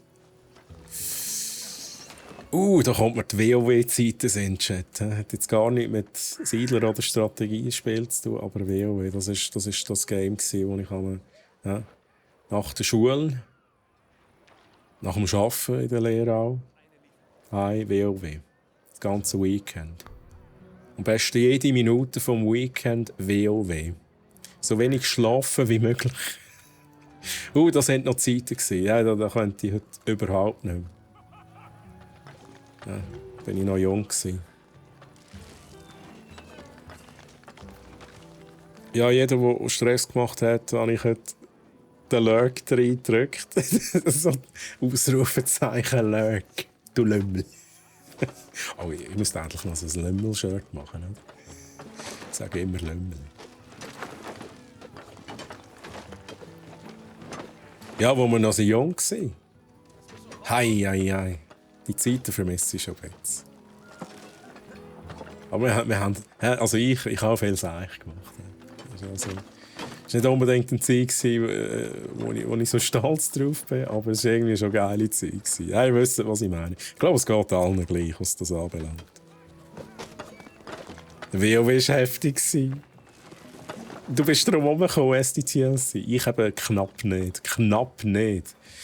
Und die Story ist eigentlich so, ich habe immer, also lange Zeit, ich bin eher spät eingestiegen im WoW. Die es kennen, die es angespielt haben, ich bin irgendwie Burning Crusade ist es, glaube ich, dort bin ich eingestiegen. Und ich glaube auch eher schon am Schluss, bevor es im nächsten Add-on kam, wenn es mich nicht täuscht, bin ich eingestiegen. Und bis dahin habe ich immer gesagt, hey, ich verstehe euch WoW-Spieler einfach nicht. Ich weiss nicht, wie man das geil findet, wie man das suchten kann. Wir haben uns immer über die Leute lustig gemacht. Das ist eigentlich, jetzt nicht machen, ja. Wir haben uns immer darüber lustig gemacht. Vor allem die Leute, die an LAN-Partys WoW gezockt haben. Da haben wir immer gesagt, hey Leute, die kommen jetzt an die LAN-Party zum WoW zocken. Und dann habe ich gesagt, so, ich werde jetzt da mal probieren. Ich will mal wissen, was das ist. Und der Kollege und ich haben das installiert. Anfangen zu spielen. Und dann Flash Forward, etwa 3 Jahre später. Sind wir immer noch am Spielen gewesen. Ja, es ist halt. Die es gespielt haben, die kennen das Gefühl ganz sicher. Die wissen, was ich meine. Die drum herumgekommen sind, ja, ihr habt etwas verpasst, aber ihr habt Dafür auch viel Zeit für anderes gehabt. Ja, definitiv. Ich muss schnell lesen, wo bin ich gewesen. Aber beim LK Lich King Add-on ausgestiegen, nachdem sie die Raids reduziert haben. Wrath of the Lich King. Schnell überlegen. Ja, das ist, glaube ich, das ist da, wo ich noch gezockt habe. Ich glaube, nachher ist, wie hat es geheißen? Ja, mit dem Feuer und so. Mit dem Drachen und so. Das ist, glaube ich, da gekommen. Dort bin ich ausgestiegen.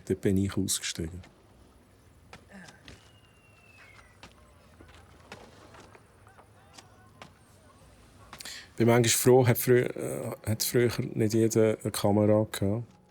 Ja, aber das ist true. Ja, da bin ich auch froh. Ja, es ist wirklich so. Oder?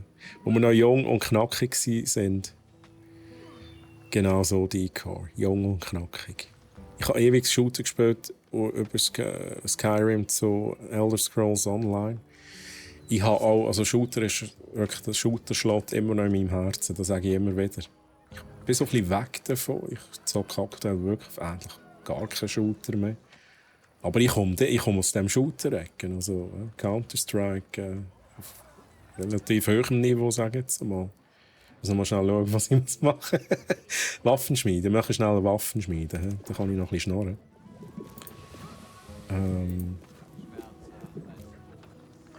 Wo ist denn die Waffenschmieden? Am besten machen wir das auch da oben oder ein bisschen da hin. Machen wir es da. Ich glaube, ich mache es da hin.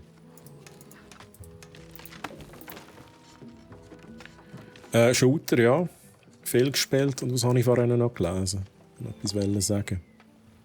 Oh, Unreal Tournament. Habe ich auch sehr viel gespielt. Das war eher so zum Abregen, Unreal Tournament. Ja, natürlich, ESO ist nachher einmal gekommen. Nach WoW habe ich natürlich so ein bisschen das Feeling von MMO kennt.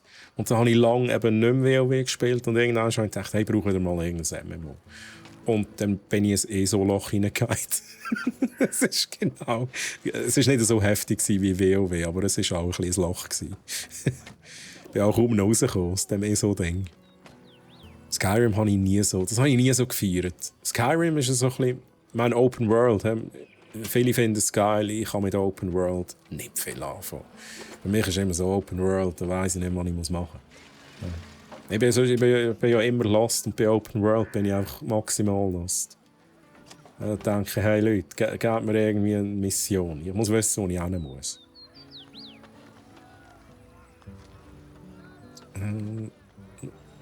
Mich hat das Monatsabo abgeschreckt. Ja, das hat mich eigentlich, bevor ich WoW gezockt habe, das war auch so grund gewesen. Ich dachte, hey, nein, da musst du noch monatlich Geld zahlen. Das kann es ja nicht sein. Wie kann man da feiern, oder? Aber jahrelang habe ich es nicht gespielt. Aber es ist schon so, endlich, so Abo-Zeugs finde ich auch uncool. Guild Wars habe ich nie. Ich habe es mal angezockt, aber das hat mich wirklich nicht gepackt. Ich weiß nicht wieso. Age of Empires war so ein Spiel, wo wir Stunden verbracht haben. Oder CS. Age of Empires haben wir auch viel gespielt. Age of Empires das war aber cool. Kollegen und ich, wir haben halt den gleichen Spielstil gehabt. Das ist einfach so gemütlich. So wie hier. Ein bisschen aufbauen. Nicht PvP, wir haben immer PvE, also quasi miteinander gegen Computergegner gemacht. Und das habe ich geliebt. Das ist also, zum Entspannen ist das echt super gewesen. Ich muss noch mal schnell schauen, ob da alles läuft. Ausbildung, Skill-Ende machen wir auch gerade schnell. Frage mich, wo machen wir das? Ist das gescheit, wenn wir da unten... Ja, am besten machen wir das da unten, oder? Wahrscheinlich habe ich jetzt das Zeug ein bisschen weit voneinander weggebaut, aber egal.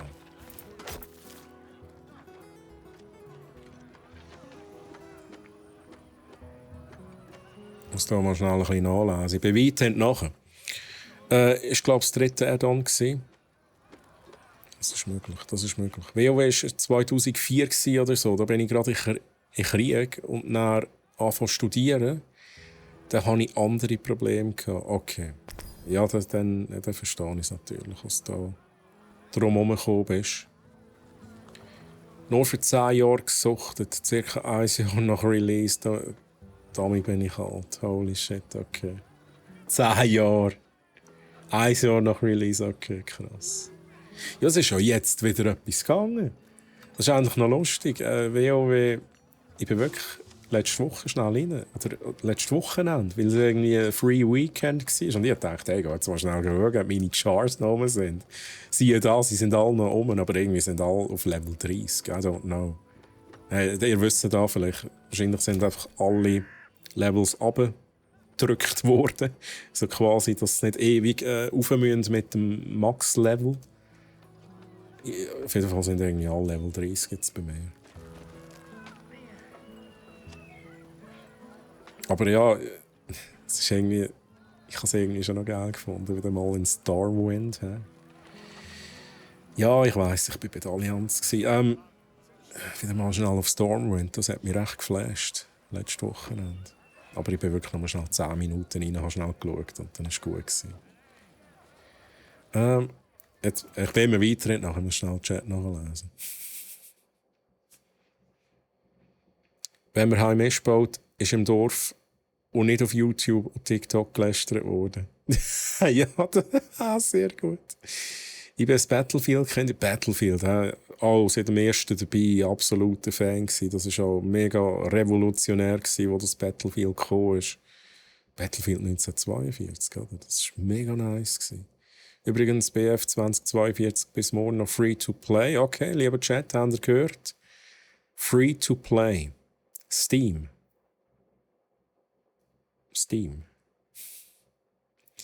Das letzte Mal habe ich etwa 2012 Battlefield gespielt. Welches ist das gewesen? Ist das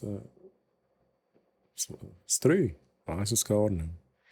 Blizzard hat es vorgemacht und praktisch alle nachgezogen mit dem Abo-Modell. Ja, das ist auch true. Mal gucken, ich bin ja 2142 Fan gewesen.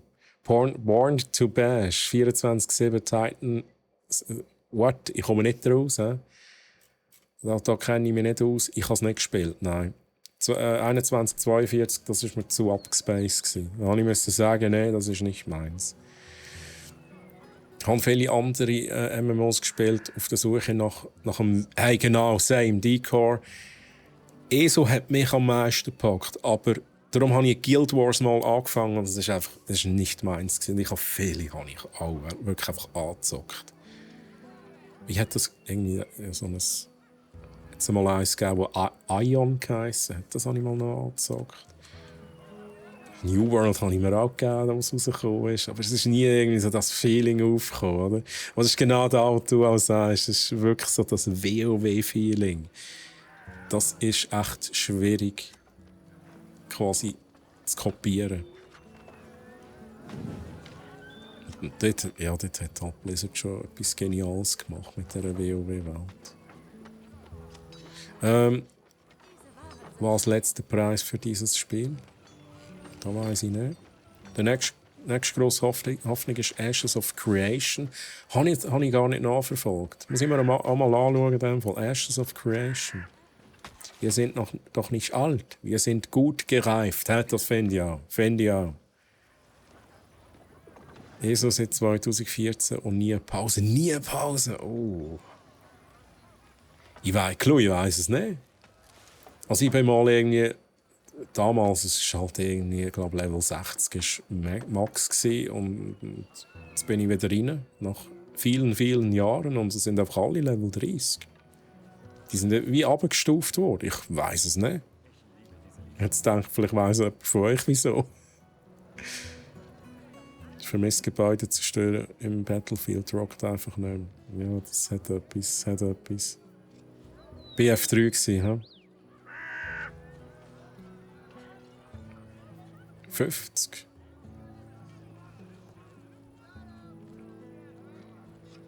Level 30 wäre frustrierend, dann kann ich mein TF-Schwert nicht mehr tragen.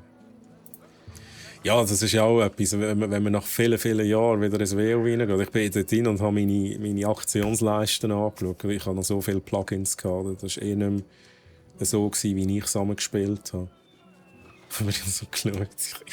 Ich habe mich wirklich nicht mehr zurechtgefunden. Ich habe nicht einmal mehr gewusst, wie ich ins Inventar hineinschauen kann. Es ist so... Okay, alles vergessen. Alles vergessen. Das ist nicht etwas, wo ich auch schnell wieder einsteigen und weitermachen könnte. Dann müsste ich irgendwie wieder das Tutorial haben von vorne. So, schnell schauen. Rekrutieren neue Soldaten, muss schnell auf die Zeit schauen. Ja, wir kommen nicht so schnell vorwärts. Das habe ich, glaube ich, da unten gemacht. So, wie viel brauchen wir? 10. 10. Es werden mehr Waren benötigt. Ja, dann produziert doch auch die Ware. Ich könnte auch sagen, automatisch rekrutieren. Ja? Machen wir schnell so.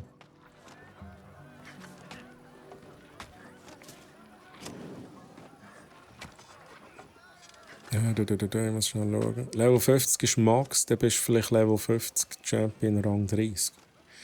Aber das ist... What the hell, okay. Kenne ich mich einfach auch nicht mehr aus, merke ich gerade. Was ich erfahren habe, ist, dass der Max-Level auf 60 zurück haben, aber auch wieder länger her im WoW. Ja, es ist mal, glaube ich, auf 75. Ich weiß es nicht. Sie haben es auch mal über 60 gesetzt. Ich glaube eben mit dem... ich weiß nicht, eben, das Add-on mit dem Drachen und so, das war, glaube ich, und ich habe auch gedacht, ja, wahrscheinlich, damit es nicht immer weiter rauf müssen, keine Ahnung, irgendwann ist ein Max-Level 5000, haben sie es so gemacht, dass sie es, glaube ich, eben wieder, so wie du sagst, auf 60 tun und dafür alles Bestehende einfach entsprechend runtertun. Das macht ja auch Sinn. Ich habe es jetzt auch so interpretiert. Also bist du nicht bis ESO, bis SO. Mit Level 30. Ich weiß es nicht. Ja, der DPS mit. Also, hey, ja. Also wenn du jetzt Plugins meinst und so, das ist schon heftig, was man dort damals für Plugins installiert hat. Und dann ist ein Update gekommen. Ja, die WoW gespielt haben, die wissen, was ich meine. Dann ist das Update gekommen und kein Plugin hat mehr funktioniert. Es sind auch überall Fehlermeldungen auf dem Bildschirm. Das war immer herrlich. Wir haben 8 von 10 Soldaten. Bereit zum Dienst. Eine kleine Armee. Sehr schön, sehr schön. Wir sind bereit. Gut. Söckchen Kleinheu, wie geht's dir? Schön, dass du da bist. Hello, hello. Guten Tag. Das kommt mir bekannt vor. Ich habe 2016 mal reingeschaut an einem Free Weekend. Habe es dann aber schnell wieder sein. Ja. Ich glaube, es würde mich ganz sicher wieder reinziehen. Aber dann müsste ich wirklich wie ein neuer Char anfangen. Da würde mich ganz sicher reinziehen. Wobei ich jetzt auch viele Sachen gesehen, die mich wieder abschrecken. Wie zum Beispiel da, ich habe es nicht genau angeschaut. Ja. Der wisst es vielleicht besser. Dass man irgendwie einen Char einfach direkt auf Level, weiss ich nicht, wo einer pushen kann. Ach so, keine Ahnung, One-Click Max Level, I don't know. Das ist irgendwie so, what? Man muss doch ein Spiel spielen, damit man levelt. Man kann doch nicht einfach Max Level kaufen. Das habe ich mega komisch gefunden. Vielleicht habe ich es auch falsch gelesen, aber irgendetwas habe ich gesehen und ich dachte, what? By the way, Troy, wie findest du Siedler? Ich finde es leider ein bisschen enttäuschend für so eine super Reihe. Swissler, da nimmt es mich wirklich Wunder, was findest du nicht gut? Ich finde es gut, aber wie gesagt, meine Erwartungen sind wirklich nicht hoch. Ich habe das immer so ein bisschen im Chilling-Modus gespielt und ich habe Siedler 1 und 2 gespielt, damals. Vor langer Zeit, als ich noch ein Kind war. Und für mich kommt das Feeling so ein bisschen über. Also, ich finde es cool, aber wie gesagt, ich verstehe, wenn andere wirklich hohe Erwartungen haben an so ein Game und die nicht erfüllt werden. Das ist sehr gut möglich. Hier ist was.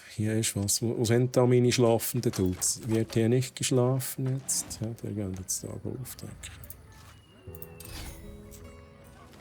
Aber es nimmt mich Wunder, was deiner Meinung nach nicht so gut ist. Oder wo du höhere Erwartungen gehabt hättest. Es war mal auf 100 die Car, ohne Scheiß. Ich habe so viel verpasst.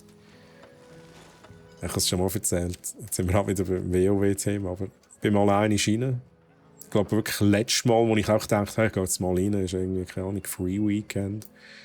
Bin ich dort rein. Da bin ich nackt in Storm, nein, bei, wie heisst es, Eisenschmiede.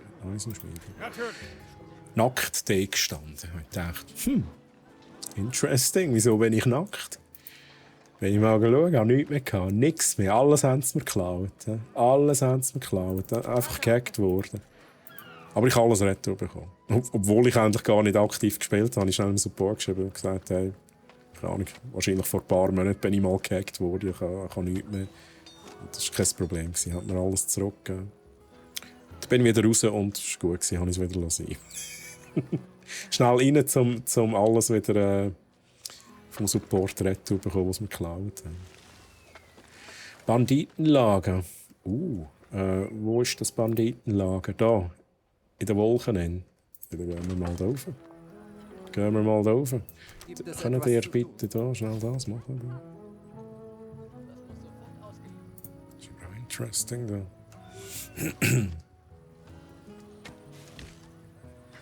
Ja, nochmal schnell lesen.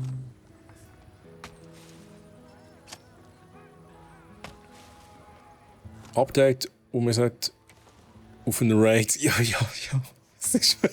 Das ist. Wow, du setzt noch auf einen Raid und die Plugins funktionieren alle nicht. Und du bist halt noch der Healer. Und du hast deine Plugins, ohne die kannst du nicht healen. Ihr wisst, was ich meine, oder? Es hat die Plugins gegeben, ohne die hat auch nichts mehr funktioniert. Es war zwar nur visuell, aber es ist halt wichtig. Ja, es ist absolut so. Es war genau so, immer und immer wieder. Aber das hat irgendwie zum Erlebnis dazugehört, finde ich. Und Top Guild auf dem Server hat nicht mehr raiden, weil keine mehr normal haben können spielen. Ja, es ist wirklich so. Es sind wirklich schöne Zeiten. Section Klein, ich habe es vorhin gerade gesagt, ich bin zufrieden. Meine Erwartungen sind nicht hoch, ich bin zufrieden mit dem Spiel. Ich bin aber auch noch nicht weit. Und wie gesagt, ich schnorre halt vor wie irgendwann und komme nicht vom Fleck. Meine Armee ist irgendwann da unten. Schnell schauen. Kann ich noch mehr für euch machen? Wait a second. Es werden mehr Waren benötigt. Wo sind denn die Waren? Jetzt möchte da mal vorwärts sein. Es braucht halt. Ja, ich glaube. Wir brauchen Wohnungen. Wir brauchen halt Wohnungen, sonst geht das nicht. Dann machen wir da schnell ein bisschen Wohnung.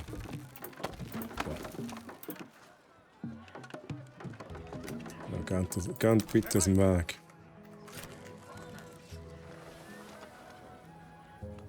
In welchem Spiel hast du mit Max-Level gesehen? WoW. WoW heißt die TLC. Da, wo ich gemeint habe mit 30, Level 30. Das war WoW. Das Ressourcenmanagement respektive fast kein. Okay. Zudem sind meine Siedler nicht wirklich intelligent. Esel stehen oben und die anderen im Stall. Für das hat dieses Real Life. Okay, gut. Habe ich jetzt, glaube ich, noch nie gehabt. Ich habe mich nicht darauf geachtet. Ich habe auch noch keine Esel. Aber sie stehen halt wirklich häufig rum. Gut, aber wenn sie nichts zu tun haben, was wollen sie denn machen? Wenn etwas zu erledigen Ja, ist, die sind jetzt mal ausnahmsweise nicht am Schlafen. Okay, aber so Whistler, alles klar. Ah ja, der Creator von Siedler schafft ja gerade an etwas Ähnlichem. Und die Siedler-Community ist mehr gehypt für das als das jetzige Siedler. Das habe ich gar nicht gewusst. Wie heisst denn da? Wie heisst das? Oder gibt es da schon irgendetwas, wo man anschauen kann? Oder ist das auch noch so, keine Ahnung, man weiss, dass etwas kommt, aber es gibt noch nichts, was man irgendwie sieht. Man kann auch schlecht nackt im Meer vielleicht. Ja, die ja, artig gehackt worden. Frag mich nicht, wie das passiert ist. Also keine Ahnung. Passwort wahrscheinlich herausgefunden, I guess.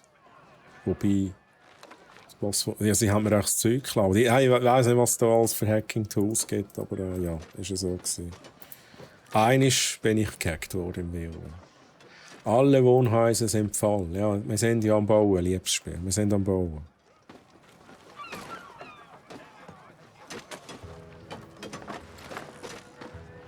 Passwort und alles gleich gehabt und der Hacker hat die... Nochmal, ich habe das Passwort geändert. Also so blöd bin ich das schon nicht. Ja, ich glaube, ich musste es ändern. Also, nachdem ich es natürlich gemolden habe, habe ich es ändern. Irgendwie so. Ramoa, hello, wie geht's dir? Schön, dass du da bist. Hallo. Pioneers of Pangonia. Da muss ich nachher mal googlen. Pioneers of Pangonia. Entwickler von Siedler, lieber Chat, die ein anderes Projekt am Laufen haben. Okay, Swissler auch Fan, hä? Auch Fan? Muss ich mir echt mal anschauen. Ich höre jetzt zum ersten Mal, muss ich ehrlich sein. So, da kommen meine Soldaten jetzt wieder raus. Das ist nice. Das ist nice. 109 von 130. Ja, ich glaube, ich gehe... das mache ich jetzt noch schnell. 16:53. Wir müssen hier noch schnell etwas machen. Ich checke hier meine Armee schnell an.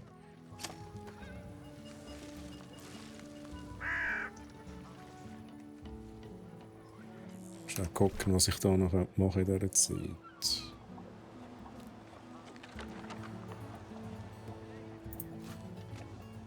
Ja gut, hier all diese Sachen. Getreidehof.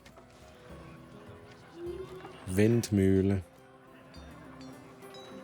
Ich mache mal schnell hier oben einen Getreidehof.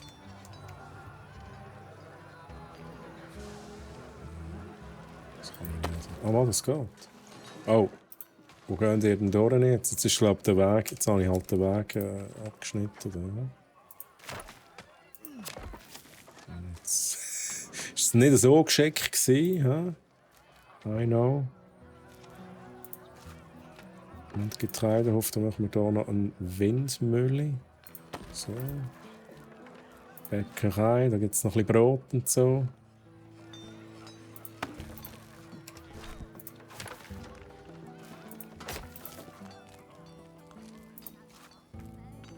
Jagdhütte. Schwierig.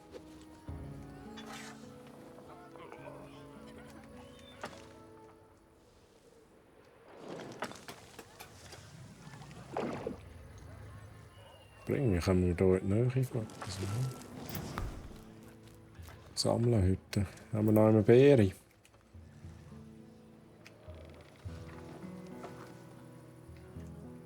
Ah, let's go.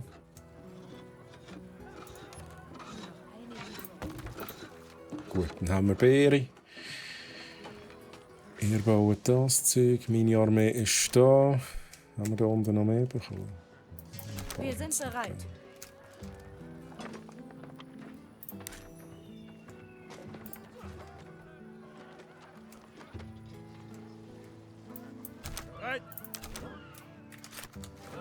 Wo soll ich hin? Gut, wir gehen mal schnell da rauf. Wir haben ein Gebiet entdeckt. Ah, nur der Typ. Okay, sorry. Nur der Typ, der Siedler erfunden hat. Ah, der hat. Okay, alles klar. Der Siedler erfunden hat, nicht das Studio. Da ist jetzt Siedler 5 nicht mehr dabei. Okay. Natürlich. Da müsste ich halt schnell. Eine von euch an, oder? Wie funktioniert das?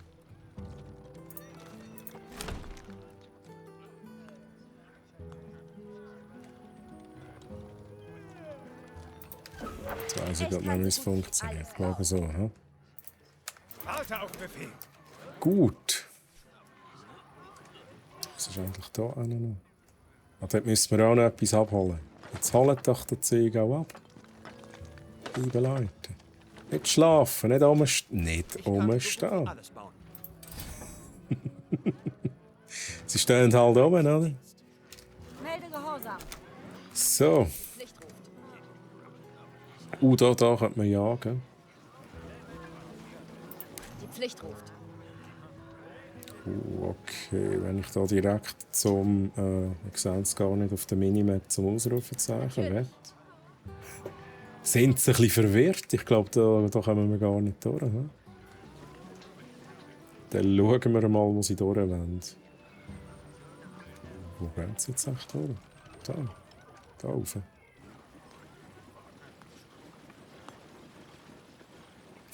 Wir haben ein Gebiet entdeckt. Du bist hier falsch, Mann. Der andere. Gibt's Befehle? Natürlich. Natürlich. Nehmen wir das schnell ein. Wo soll ich hingehen?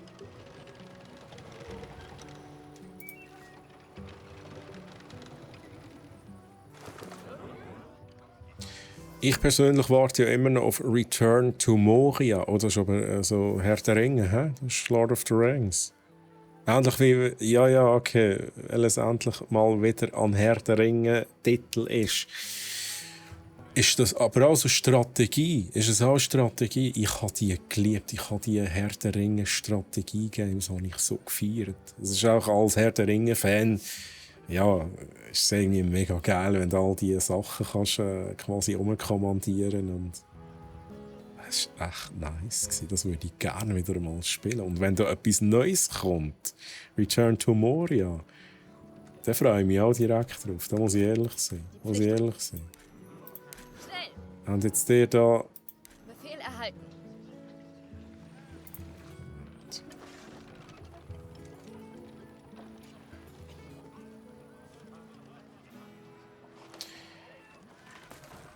Was ich jetzt nicht checken wahrscheinlich. Damit ich das einnehmen kann, muss ich wahrscheinlich das in meinem Gebiet haben. Mache ich das falsch? Sehe ich das richtig? Was machen die genau? Wir machen halt etwas anderes. Braucht ihr einen Abenteurer? Oh, was ist mit denen?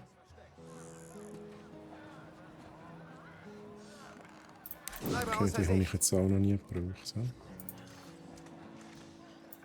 Braucht ihr Schutz?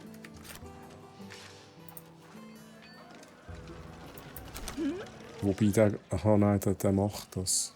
Ah, der bringt jetzt Holz. Ah, das funktioniert schon. Ist das Aufbauspiel von du die Mine, wo du die Mine wieder in deinen Besitz bringst, musst aber eher ruhig sein, weil sonst merken das Monster auf der tieferen Ebene. Oh, what? Das klingt aber mega nice. Hey, Dikar, kein Problem. Mach nochmal. Danke vielmals. Schön bist du da gewesen, Dikar. Schönen Abend noch. Bye, bye, tschüss. Das klingt mega interessant, Söckchen. Jetzt schnell schauen. Das habe ich das immer noch nicht gemacht. Ich brauche da schnell einen von euch, der da am Schlafen ist. Der kann das sicher machen, oder?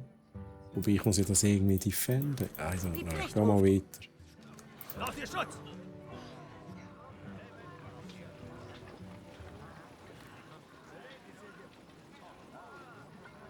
Befehl erhalten. Da, das sieht nach einem Hinterhalt aus. Da werde ich doch angegriffen, oder? Wir haben ein Gebiet entdeckt. Oh, die Armen. Wir sind in der Unterzahl, I'm so sorry.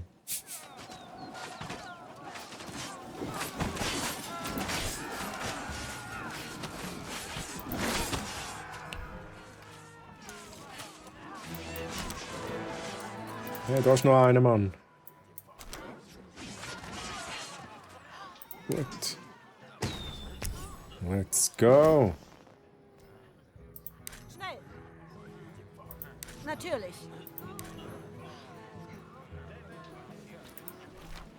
Ah, jetzt sehe ich gerade, dass ich da die auswählen kann, die nichts machen. Für das Kämpfen ist Oder? Oder nicht? Gut, ich habe jetzt keine, aber ich glaube, ich könnte sie hier direkt auswählen. Das ist natürlich noch praktisch. Ich brauche eine Pause. Ja, wir gehen noch schnell ein bisschen weiter.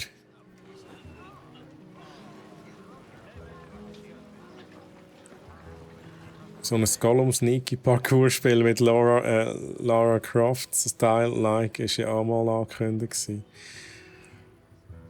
Du hast recht. Was ist aus dem geworden?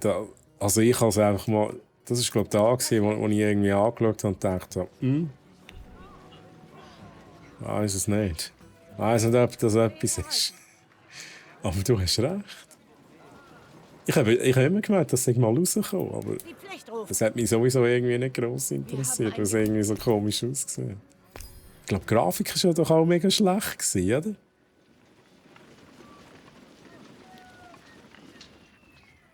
So, wir übernehmen hier schnell den Wachturm. Nur ein Kratzer.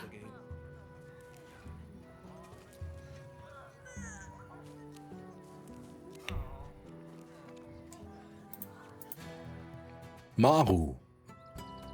Endlich sehen wir freundliche Gesichter. Die Wachen möchten, dass wir auf ihren Anführer warten, aber es wäre mit Sicherheit besser, diesen in unser Dorf einzuladen. Ich erkläre ihnen den Weg und dann sollten wir uns auf den Rückweg zum Lager machen. Wer weiß, wann die Banditen wieder zuschlagen. Also ist das auch nicht da, was ich gemeint habe? Das Trailer, den ich gesehen habe, war ganz gut sogar. Ich muss da noch mal anschauen. Es nimmt mich jetzt schon ein Wunder. Sneaky Parcours-Spiel. Ich weiß nicht, ob das war. Ich muss mich ausruhen. Es war einfach ein Spiel mit dem Gollum. Ich glaube, es gibt wahrscheinlich noch nicht viele Spiele mit dem Gollum, die angekündigt worden sind. Aber wenn es das ist, ich habe es eben mega komisch gefunden von der Grafik her. Ich dachte, hä? Irgendwie so Last-Gen-Grafik. Gut, ich sage aber auch immer, Grafik ist nicht alles. Das Spiel beurteilen wegen der Grafik ist grundsätzlich schlecht.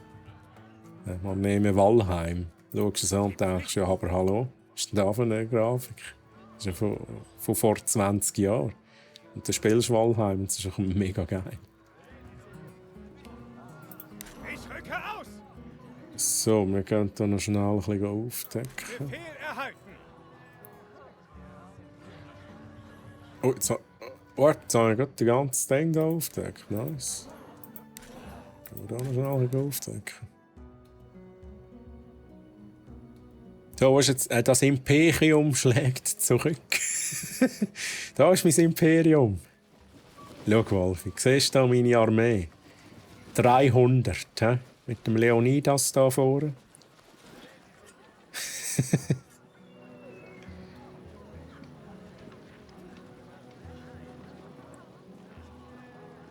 Das ist so Cartoon-like. Ja, es ist wirklich so. Darum, das ist vielleicht auch ein bisschen mein Fehler, dass ich dort da nicht vorhin gesagt habe, also direkt so als schlechtes Game abgestempelt habe, nur weil es nicht so schön aussieht. Das ist mein Fehler. Muss das denn einmal anschauen? Einen wunderschönen guten Nachmittag, liebe Leute. Ja, Sammy. Hoi, wie geht's dir? Schön, dass du da bist.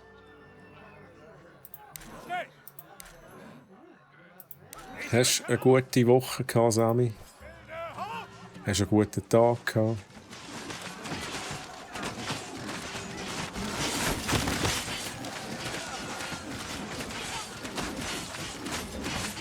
Ich gehe jetzt hier mit meiner kleinen Armee einfach schnell die ganze Kampagne durchspielen.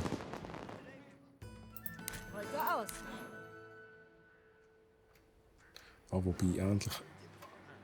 Ich glaube, es sind mehrere Wir haben ein Inseln, Gebiet entdeckt. Easy, Mann. Easy. Jetzt machen wir da noch so eine... Oh shit, das war falsch gewesen, oder? Machen wir da schnell so. Zack. Ich glaube, das ist nur gegen Gebäude gut. He? Das noch mal schnell lesen. Oh nein, ist gut. Mehrere Feinde. Befehl erhalten. Die Pflicht ruft. Check. Befehl erhalten. Ja, easy peasy, Mann. Viel zu einfach, Chat. Das ist viel zu einfach für mich. Ja? Die Pflicht ruft. Sage ich jetzt. Und jetzt bekomme ich wahrscheinlich die Fresse. Oh shit. Oh nein. Wait, wie viel... Natürlich. Oh, ich habe da noch Soldaten bekommen. Das ist nur ein Kratzer. Sammeln, einiges sammeln bitte, einiges sammeln. Haben wir da auch noch Soldaten? Da haben wir auch noch Soldaten bekommen. Ich habe sie halt nicht mitgenommen. Okay, sammeln. Haben wir noch mehr? Gut. Haben wir irgendwelche Türme? Kommen jetzt? Nein, sie gehen wieder. Ja, jetzt... Ich glaube, das sind genug, oder? Das sind genug. Die Pflicht ruft. Ich rücke aus. Schützenkrieger und Wächter. Wo soll ich hingehen? Nur ein paar blaue Flecken. Masse ist immer noch da am Hören. Was anderes in Erinnerung gehabt. Jetzt hast du es auch noch mal geschaut, oder? Sammy, bist du am... Oh, grün, oder? Ja, Grinch-grün, Sammy, oder? Das ist nur ein Kratzer. Ja, ich lege 100%ig richtig. 100%ig. Jetzt kommt es. So. Der große Kampfchat. Machen das. Let's go. Jetzt sind wir wahrscheinlich nicht mehr richtig positioniert.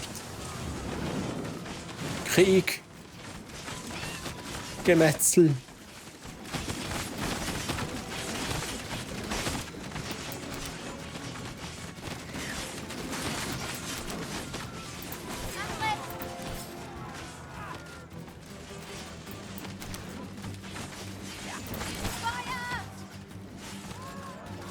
Hey Söckchen, kein Problem. Ja, schaust, dass du den Zug nicht verpasst.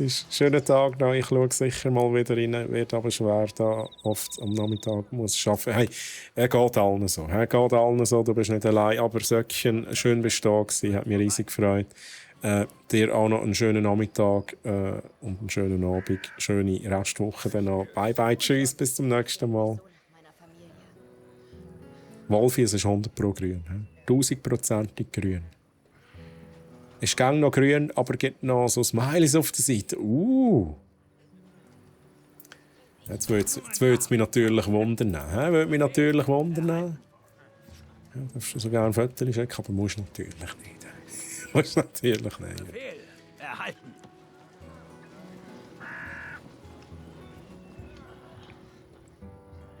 Okay, mega gut rausgekommen. Besser als letztes Mal. Es würde mich aber wirklich wundern, wie es aussieht, oder? So Smileys auf der Seite. Ja, aber selber ist doch, es ist auch selber so Zeug machen, das ist ja mega schwierig, oder? Die Pflicht ruft. Die Pflicht ruft. Ja, aber sind hier die Gegner? Er kommt, zündet das Zeug an.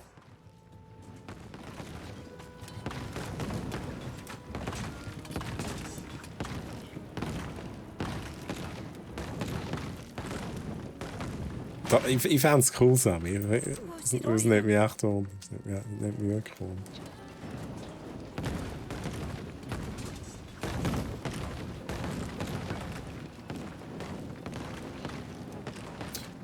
Jetzt noch mal schnell schauen. Was muss ich? Das hier ist ja eigentlich zerstören. Hm?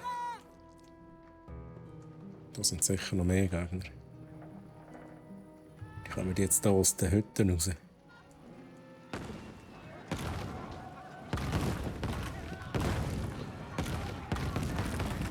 Wir haben ein Gebiet entdeckt. Das Geile ist auch, meine Quest begrüßt die freundliche Besucherin am Hauptquartier. Ich bin auch am Rummetzeln, oder? Scheiß auf die Kampagne. Scheiß auf die Story.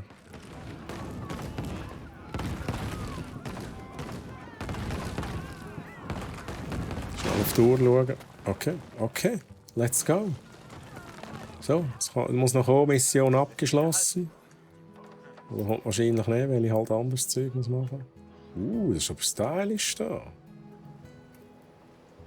Oh, da hat es so richtig wahr, oder? Da hat es so richtig heftig wahr. Die Pflicht ruft.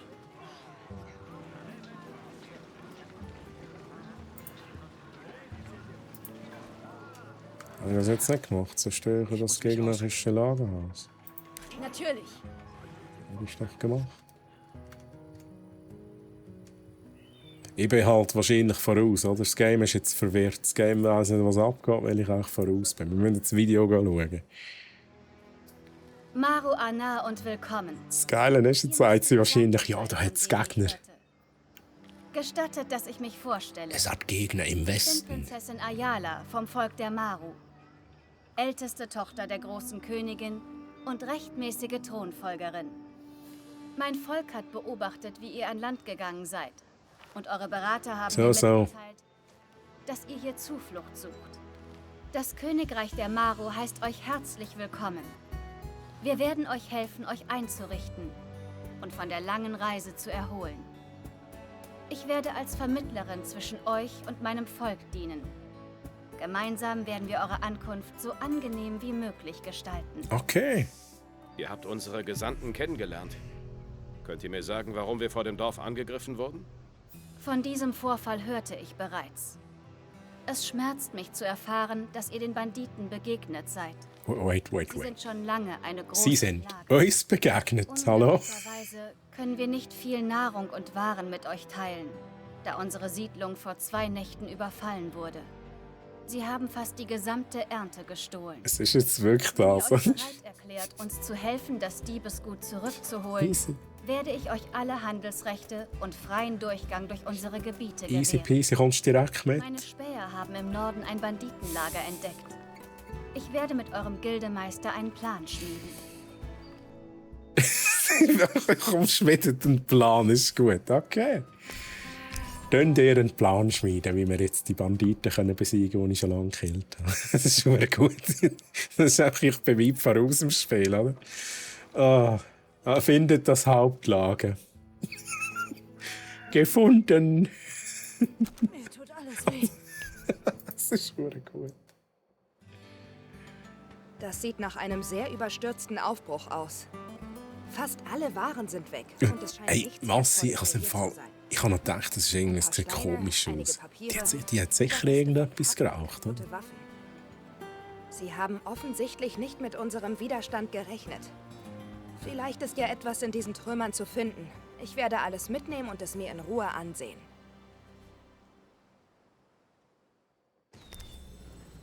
Ja. Beginnt das Treffen. Oh, jetzt geht's brauche weiter. Pause. Jetzt müsste ich halt theoretisch jetzt hier das Zeug noch sammeln, aber ich habe halt leider keine Zeit mehr. Noch ein Kratzer. Ich würde aber sagen, Natürlich. ja, wir brauchen für nächste Woche auch noch irgendetwas. Ich glaube, ich mache auch nächste Woche da noch ein bisschen weiter. Und nachher ist ja dann schon wieder der Tech Talk nachher. Ja, dann schauen wir weiter. Chat, wie seht ihr es? Nächste Woche nochmal Siedler, sind ihr dabei? Habt ihr etwas anderes gesehen? Habt ihr etwas anderes gesehen? Was wollt ihr sehen? Ja, Feedbacks sind immer willkommen. Was soll jetzt da noch schnell? Ich kann halt nicht vorspulen. Wait a second. Ich muss ja da das Video schauen. He? Das Video gucken. Wir waren zu spät. Sie ist weg. Sie ist entkommen? Das ist inakzeptabel. Ich fordere, dass wir ihr umgehend folgen. Das geht nicht. Ich verstehe, dass ihr hinter ihr her wollt, aber ich weiß nicht, ob wir euch helfen können. Wir brauchen euren Schutz. Wenn ich jetzt etwas Aber ich habe mein kann Volk nicht vor dem kritisieren an, Krieg dem, gerettet, um es in einen neuen zu verwickeln. an diesen Sachen, da, das sind, irgendwie finde ich die Animationen so ein bisschen lieblos. Ist weder mein noch euer Das ist irgendwie Volk. so wie ein Set von Animationen, wo irgendwie einmal so passiert. Und ihr wollt bestimmt zurück, Ich weiß was es euch nicht. gestohlen wurde. Darum geht es doch gar nicht. Sie könnten jederzeit wiederkommen und wir sind schutzlos. Die Maru sind ein friedliches Ja, Volk, fertig. für keinen Kampf gerüstet. Sie würden uns niedermetzeln. Wir können Oh, euch Resident zeigen, Evil was ihr 4. verteidigt. Aber das braucht Zeit. Kann man es anschauen? Wir müssen reparieren, was sie zerstört haben. Und bald wird diese Insel für 2 Völker zu klein sein. Sehr bald. Das haben die Banditen zurückgelassen. Ist das vielleicht ein Hinweis? Oh, Das was sind ist das? Gebetssteine. Sie werden für Totenfeiern verwendet. Sie müssen von der Insel Reach stammen. Einem Oh, Wolfi. wunderschönen Eiland hier ganz in der Nähe. Würdet ihr überprüfen, ob Danke. die Notizen geplündert wurden? Ich mache uns aufbruchbereit. Oh, dann die epische Musik. Sieg! Wir haben es halt direkt noch geschafft, oder? Kampagne Akt 1 geschafft. Nice! Ja, ist, da haben wir noch mal schnell eine Zusammenfassung mit allen wichtigen Daten. Aha, ist es noch dran? Ah, jetzt. Ist das gedacht, ja. Punktübersicht. Ja, übrigens. Auch das nochmal gesagt ist, mein Benutzername. Ja, er ist Jockeli Baume, I know. Und mein Avatar ist, willst du mein Fettli haben? Das habe ich schon ewig so. Ja, das sind so. Gut, weiter.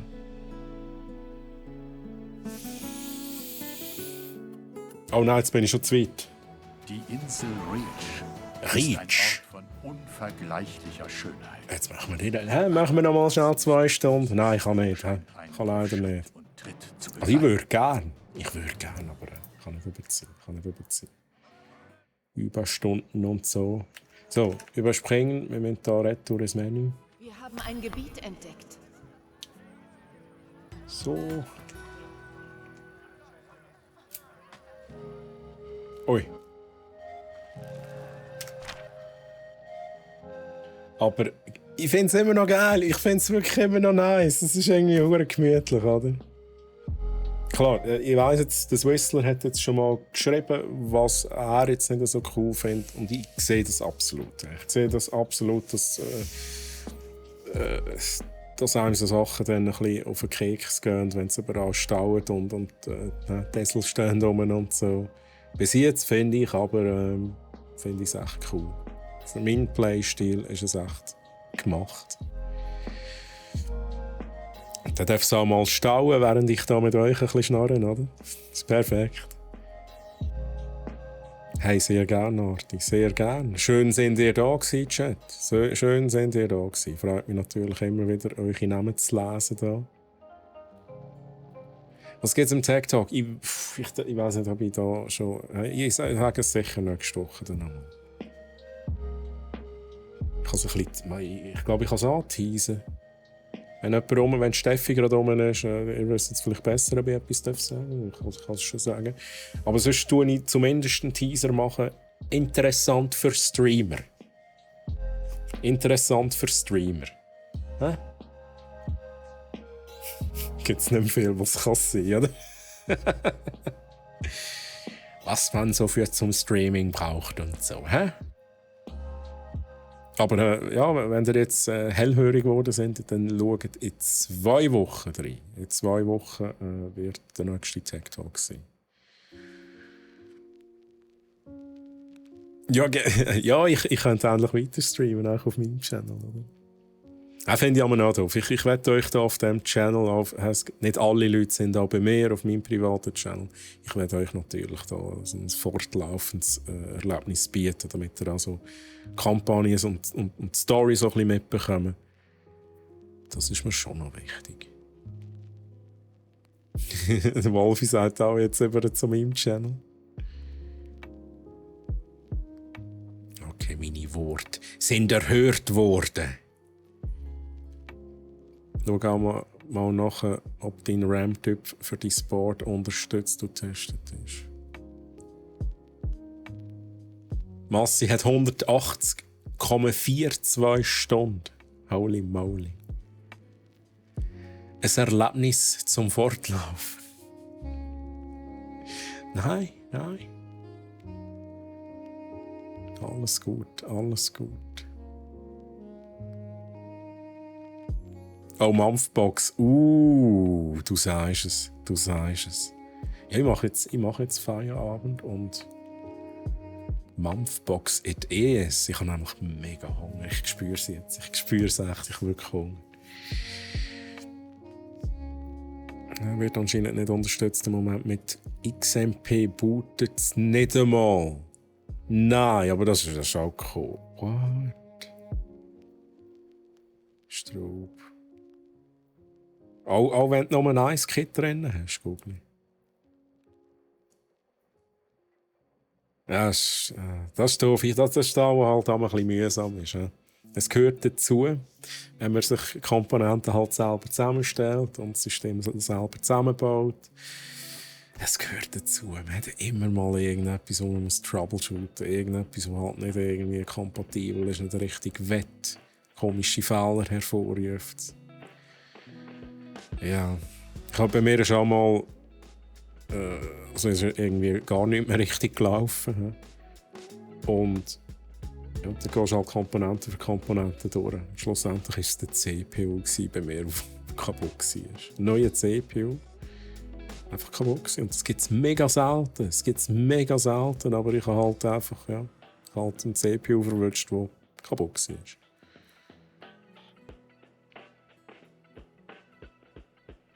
Lasagne zum Mittag. Oh, Massi, nice.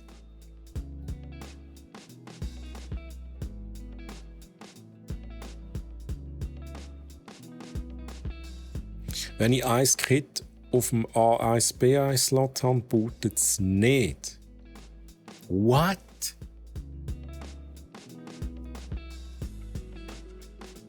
Hä? Das ist aber mega komisch, oder?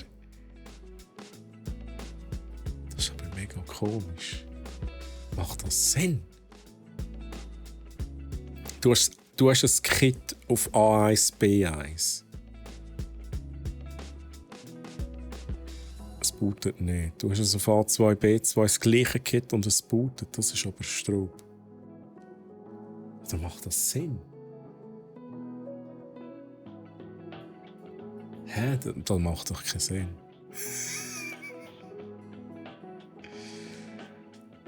Der 2 Slot ist eher zum Overclocken.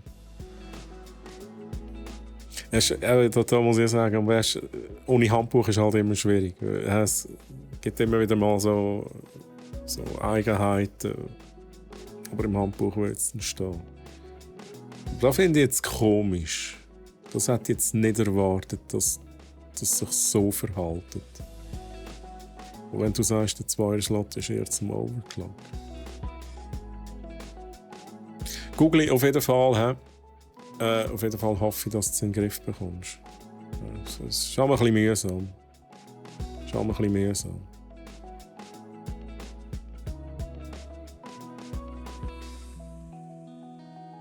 Ja, und ja gut, das ist schon mal, der weisst, okay, BIOS-Update, aber das ist halt immer, da denkst du, ja mein Gott, wenn kommt das hure BIOS-Update endlich, oder?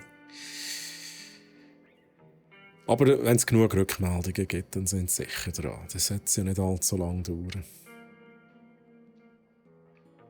Hey Arti, schön bist du dabei gewesen. Ich wünsche dir noch viel Spass mit dem Gizmodus und natürlich noch einen schönen Abend. Schöne Restwoche. Bis zum nächsten Mal, Arti. Bye, tschüss. Ich weiss noch dazu mal mit DDR2 800 MHz, wo mit 4 Regeln nur auf 742 MHz gelaufen ist. Ja, früher war alles noch anders gewesen. Ich habe erst ich mir so überlegt, hey shit, Mann, wie ist das früher? Früher war wirklich so einfach alles ein bisschen anders gewesen. Nicht komplett anders, aber so ein bisschen anders. Und dann hast du also wirklich früher. He? Ich weiß nicht, ob das auch zur DDR2-Zeit war, wo man noch so Master-Slave-Geschichten hatte. Das klingt jetzt komisch. Ist aber tatsächlich etwas Technisches. Ja, du musst schauen, was ist jetzt Master, was ist Slave, und dann hast du noch die Schalter hinten gehabt. Kennt ihr die Zeit noch, Chat? Zu der Zeit, wo man noch Floppy-Disks verbaut hat. Dort habe ich halt auch schon sehr viele PCs zusammengebaut. Das ist... Darum habe ich das immer noch so in Erinnerung. Letztes Jahr habe ich gedacht, wann ist das endlich weg mit den ganzen, mit dem Einstellen und so. Ja, früher hätte man noch etwas müssen überlegen. Gut, das heisst nicht, dass man heutzutage nicht muss überlegen muss. Aber irgendwie finde ich, heutzutage ist es schon viel einfacher. Du musst ein bisschen weniger Ahnung haben von diesen Details. Und sofern du nicht am anstellst, springst die Hardware zum Laufen.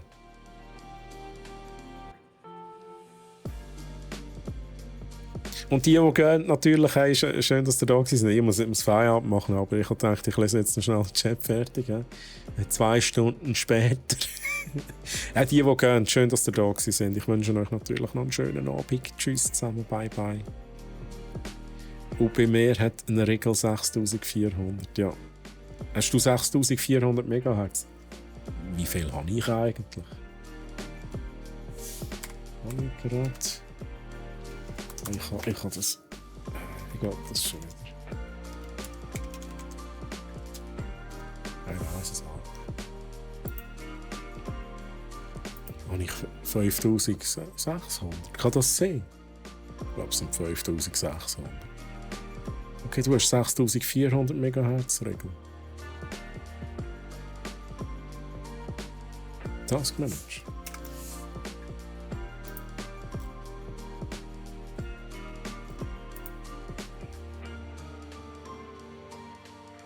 $5,600, ja. Okay. Wow, mit den Harddisks, ja. Ja, es ist auch noch schon früher, hast du einfach auch noch... Du hast in jedem PC hast ein CD-ROM-Laufwerk drin gehabt. Und je nachdem eben nicht nur eins, weil dann hast du... wer kennt es nicht? Also die halt dort damals schon ein bisschen mit PCs basteln beschäftigt waren. Ja, du hast irgendwie ein CD-ROM-Laufwerk gehabt, dann hast du vielleicht noch den Brenner gehabt. He? Den CD-Brenner. Das war nochmal separat. Und dann irgendwann hast du noch das DVD-Laufwerk gehabt. Ja, das ist so, mein Gott, Mann. Heute hast du das einfach gar nicht mehr. Das ist so... What the hell? Heute hast du einfach Internetgeschwindigkeiten. Ich habe gerade letztes Jahr irgendwann gesehen, es ist ja schon fast der Standard. Also 1 Giga ist schon der Standard. Nach so 10 Giga Internetleitung denke ich also, mein Gott, das ist... meine Netzwerkkarte kann nicht einmal 10 Giga, Mann. Es ist aber schon krass, wie es vorwärts geht. Das ist heftig.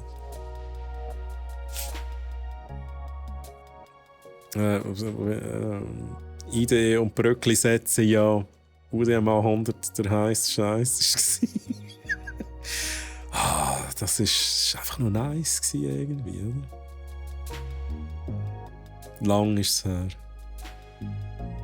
Chat fertig lesen, das wird als erstes Mal. Eine zum Brennen und die Reichen haben... Blu-ray hatte ich auch gehabt. Ich habe tatsächlich, dort habe ich mir gesagt, so schießt mir ja keinen Platz mehr für irgendwelche Laufwerke. Ich habe das sogar immer noch irgendwann mit der Schublade. Ich habe mir ein externes Blu-ray-Laufwerk gekauft. Jetzt fällt mir gerade ein, das ist sogar ein Blu-ray-Brenner. Externer Blu-ray-Brenner.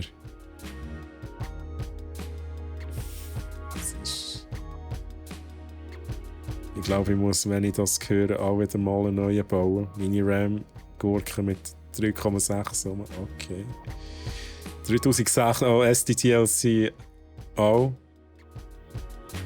Und Blu-ray-Brenner, ja. Das ist das Kasi-Zeit. Da ist das Kasi-Zeit gekommen. Okay. Der erste 4-mal das stimmt. Und dann hast du ja immer noch den Speed gehabt. Wie schnell kann es brennen? Das habe ich schon wieder vergessen. Hey, holy shit. Ja, ich weiss, ich muss Feierabend machen. Ist gut. Holy shit. Das sind noch Zeiten. Ich habe nach einem Case mit CD-Fach gesucht. Gibt es fast nicht mehr. Das ist true. Das gibt es aber wirklich fast nicht mehr. Es gibt, glaube ich, noch so Ausnahmen. Ich glaube, wo du sicher einmal noch hast, ist bei diesen halt die Cases, die gemacht sind für so Media-Center-Zeugs. Wobei, das ist auch heutzutage. Braucht noch irgendjemand Media-Center? Es ist ja... Heutzutage hast du so einen Dongle, den du drin hängst, und es kann einfach alles, oder? Klar, aber das Media-Center, da kannst du noch so richtig Blu-rays rein tun und so. Darum, die haben das sicher noch. Aber true. Und Chat. Hast jetzt gerade ein bisschen Nostalgie, darum ich werde jetzt auch nicht gerade gehen. CD-Spindeln. Haben ihr damals auch so viel gehabt? Der halbe Tisch war mit CD-Spindeln voll. Und dann musste ich wieder schauen, shit, Mann, welche sind leer, welche sind DVDs. Und dann hat es ja noch, die gegeben, die 700 CDs, die 700 Megabyte auf den Platz geben und so. Oh, das sind Zeiten gewesen, Chat. Holy shit. Aber irgendwie auch mega geil. Kommt mir jetzt alles so ein bisschen Sinn.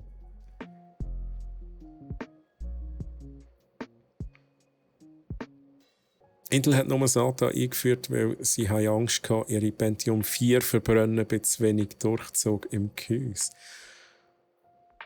Ach schon, das habe ich nicht gewusst. Gut, aber SATA war also wirklich eine gute Erfindung. Also, wo das so aufkam, habe ich gedacht, nice, schlank, I like. Nicht mehr die verdammten riesen Kabel, die nicht richtig können irgendwie Cable managen. Also, Flachbandkabel, Cable managen, ja, viel Spaß. Aber das war früher halt wirklich noch gewesen. Gut, aber früher hast du auch das Cable Management im Gehäuse innen. Hat ja niemand reingesehen früher. Das war ja auch scheissegal. Höchstens für den Airflow wichtig. Und das ist aber genau da, wo SDTLC auch sagt. Oder? Externe Blu-ray, das ist praktisch. Also ich finde es auch jetzt, darum habe ich ihn nie vorgerührt, weil eben jeder PC hat jetzt einfach kein Laufwerk mehr. Und ich sage mir, hey, wenn ich irgendwie wieder mal eine CD bekomme, entweder eine uralte, die ich noch habe, oder eine Blu-ray, die ich schauen will. Ich habe nicht, also ich hatte zwar PS5, die noch ein Disc-Ding hat. Aber gleich, ich finde immer irgendwie, muss ich noch so ein Ding haben, damit ich auf dem PC irgendwie etwas lesen könnte, wenn ich eine CD oder DVD oder Blu-ray bekomme. Ich habe gerade letzte Jahr irgendeine Hardware, ich weiß nicht, was es war. Ist es ein Netzwerk? Nein, ich weiß es nicht. Irgendeine PCI-Karte habe ich gekauft. Und dann steht effektiv auch noch die CD drin. Und ich so, are you kidding me? Also, ich kann jetzt nicht mehr machen, als das Ding auch fortrühren, weil... Also klar, ich könnte jetzt hier mein externe Blu-ray suchen in der Schublade. Aber ja, Internet und so ist ja easy peasy für Vertreiber runterzuladen. Ich habe gedacht, wieso gibt es da noch die CD? Wer braucht die CD? Vielleicht gibt es wirklich Leute, die das noch brauchen. Oder? Egal. Hat Chat fertig gelesen. Da habe ich mir jetzt etwas eingebracht mit diesem Projekt. Aber ich habe dazu mal eine PS3 gekauft, weil es billiger war. Das ist true. Ich auch. Aber das haben alle gesagt. Und da bin ich eben eine Weile sehr nahe noch beim Verkauf gewesen. Darum habe ich auch immer so mit den Verkäufern über die Themen geredet. Und wir haben einfach immer gesagt, schau, gut, das ist natürlich, Verkauf ist noch mal etwas anderes, wenn sie die PS3 antreiben. Aber eigentlich war die Meinung wirklich gewesen, der beste Blu-ray-Player, den du besorgen kannst, ist PS3. Es war tatsächlich so gewesen. Und es war billiger gewesen. Es war aber auch die bessere Ding, weil du hast Software-Updates und weiss ich nicht was gehabt. 150 Kilobyte pro Sekunde bei CD. Einmal, okay, einfach. Raspberry Pi mit oh, das habe ich noch nie. Das ist, okay. LibreElec. Kenne ich nicht. SDTLC, was ist das? Mainboards kommen ja auch inzwischen mit USB-Sticks und nicht mit CDs. Ja, das ist true, das habe ich letztes Jahr auch gesehen. Ja, aber das stimmt jetzt bei diesem Mainboard, bei dem, was ich jetzt verbaut habe, ist die neueste Generation, ist das erste Mal ein USB-Stick dabei gewesen. Ich hatte das vorher noch nie gehabt. Ja, ich habe vor ein paar Wochen die letzte Spindel einfach mal liquidiert, habe noch ein paar mit gebrannten Scheiben im Schrank gestanden sein. Ja, ich habe auch mal vieles vorgerührt. Und ich habe gedacht, hey, ich mag es nicht einmal mehr durchschauen. Ich weiss gar nicht, was da alles drauf ist. Aber ich habe es jetzt schon jahrelang nicht gebraucht. Vielleicht ist es mal, keine Ahnung, irgendein Film. I know, Filme brennen. Dann dachte ich, komm, brauche ich nicht, weg mit dem Zeug. Und Haufen Leere habe ich halt auch noch gehabt, die ich halt nicht brauche. Apropos Retro, haben ihr noch 5,25 Floppy Disk? Wait. Nein. Ja, also kennt schon, aber nie. Damals habe ich noch nicht selber mit PCs rumgeschraubt. Was ist das? andere ist 3,5 Zoll, oder? Floppy Disk. Noch eine. Die halt normal. Ich sage jetzt auch die normalen Disketten. Und dann 2,5 Zoll. Was war es? 2? Jetzt bin ich verwirrt. 2,5 Zoll. 3,5. I don't know. Ich muss noch schnell ein bisschen nachlesen, sonst werde ich nie fertig. Nein, das ist wenig. Nicht wieder zurück. Wo über lange noch Kopierschutz war, ja voll, das ist auch true. Twitch, hör auf abstürzen, ich höre nichts. Nein, Wolfi. Will Twitch nicht. Dann hat es noch die doppelseitige DVDs gegeben, die nicht hast anschreiben. Das war auch so etwas. Das ist wirklich auch, das ist aber auch so eine kurze Erscheinung, oder? Ich weiss, es hat sogar, also ich weiss jetzt nicht, was du meinst, aber Filme hat es auch gegeben. DVD-Filme, wo du einfach 2 Seiten hast. Aber da habe ich nicht manchmal gesehen. Wir haben aber extra runde ID-Kabel gekauft. Oh, du erinnerst mich auch an das stimmt. Die hat es auch noch gegeben, die runde ID-Kabel. In bunt, das stimmt. Das ist auch mal so plötzlich gekommen. Und ich habe das eben noch gekauft, weil ich habe dort mit Case-Modding ein bisschen angefangen. Ich war ein bisschen in dieser Szene aktiv. Damals hast du halt tatsächlich. Ich habe bei meinem Case-Mod, den ich gemacht habe, ich wirklich ein Floppy-Laufwerk gehabt. Das ist natürlich ultimativ grusig, wenn du dort so ein Flachbandkabel irgendwann hast. Und das habe ich dann eben, glaube ich, auch gehabt. Nice. Das ist super gut. Noch als Retro-Case machen, du bist gerade auch bei diesem Thema gewesen. Das ist jetzt Zufall. Auf Pentium-Basis. Das war nice. 3,5 Disk, ultimative Shit gewesen. Past meets Future, ja. Inzwischen hat man nur noch M2 drin. True. Sogar dort ist mir weggekommen. Das ist bei mir dasselbe. Ich habe nur noch M2. 3-mal. Ich habe 3-mal 2 Tera drin. USB-Floppy, das habe ich tatsächlich mal vorgerührt. Da habe ich wirklich gedacht, nee. Ihr kennt es, manchmal schaut man die Schubladen an und denkt, schau mal, das Ding liegt jetzt da seit 5 Jahren. Ich habe es nie gebraucht. Irgendwann kommt es weg. Und das war dort einmal der Fall mit USB-Floppy. Aber das Geräusch vermisse ich schon ein bisschen. Das Floppy-Geräusch vermisse ich eben schon. Ich glaube, ich gehe mal meine Farbe auswaschen. Vielleicht bis nachher und sonst miteinander. Hey Sammy, nicht bis nachher. Ich muss nämlich Feierabend machen. Ich bin schon viel zu lange am Überziehen. Hey, mach's gut, Sammy. Und vielleicht gibt es ein Foto. Ich würde mich freuen. Ich würde mich wundern. Few Hours later. Aus Nostalgie habe ich noch einen alten Compact-Laptop aus den 90er mit Windows 95. Die sind so... Oh mein Gott, ich kann mir das richtig vorstellen. Dann sind sie noch so gross. Keine CD einfach nur das. Oh mein Gott. Ich habe auch mal so... Ich glaube, ich habe auch mal so einen gehabt. Oh mein Gott. Ich habe uralte PC-Games rumliegen, die ich manchmal ausgrabe. Das ist eben schon noch nice. Aber meistens schaust du dann an und denkst, holy shit, sieht das scheiße aus. Die ersten Generationen von PS3 haben sogar SACDs lesen. Das sagt mir jetzt im Fall nicht. Was sind SACDs? Ich habe bei der PS3 eine von den frühen Versionen gehabt, wo die Abwärtskompatibilität hatten. Das war das, oder? PS2 Abwärtskompatibilität. Und die hat es noch nicht mehr gegeben. Und ich weiss nicht, ich konnte die PS3 mega teuer verkaufen, weil sie es halt noch hatte. Und auch auslesen. Ein Minimal Linux mit Kodi drauf. Okay, das okay. 5.2.5 kennt, aber nur mit... Ja. SDTLC, True, bei mir auch. Same. Doppel- und R2-schichtig.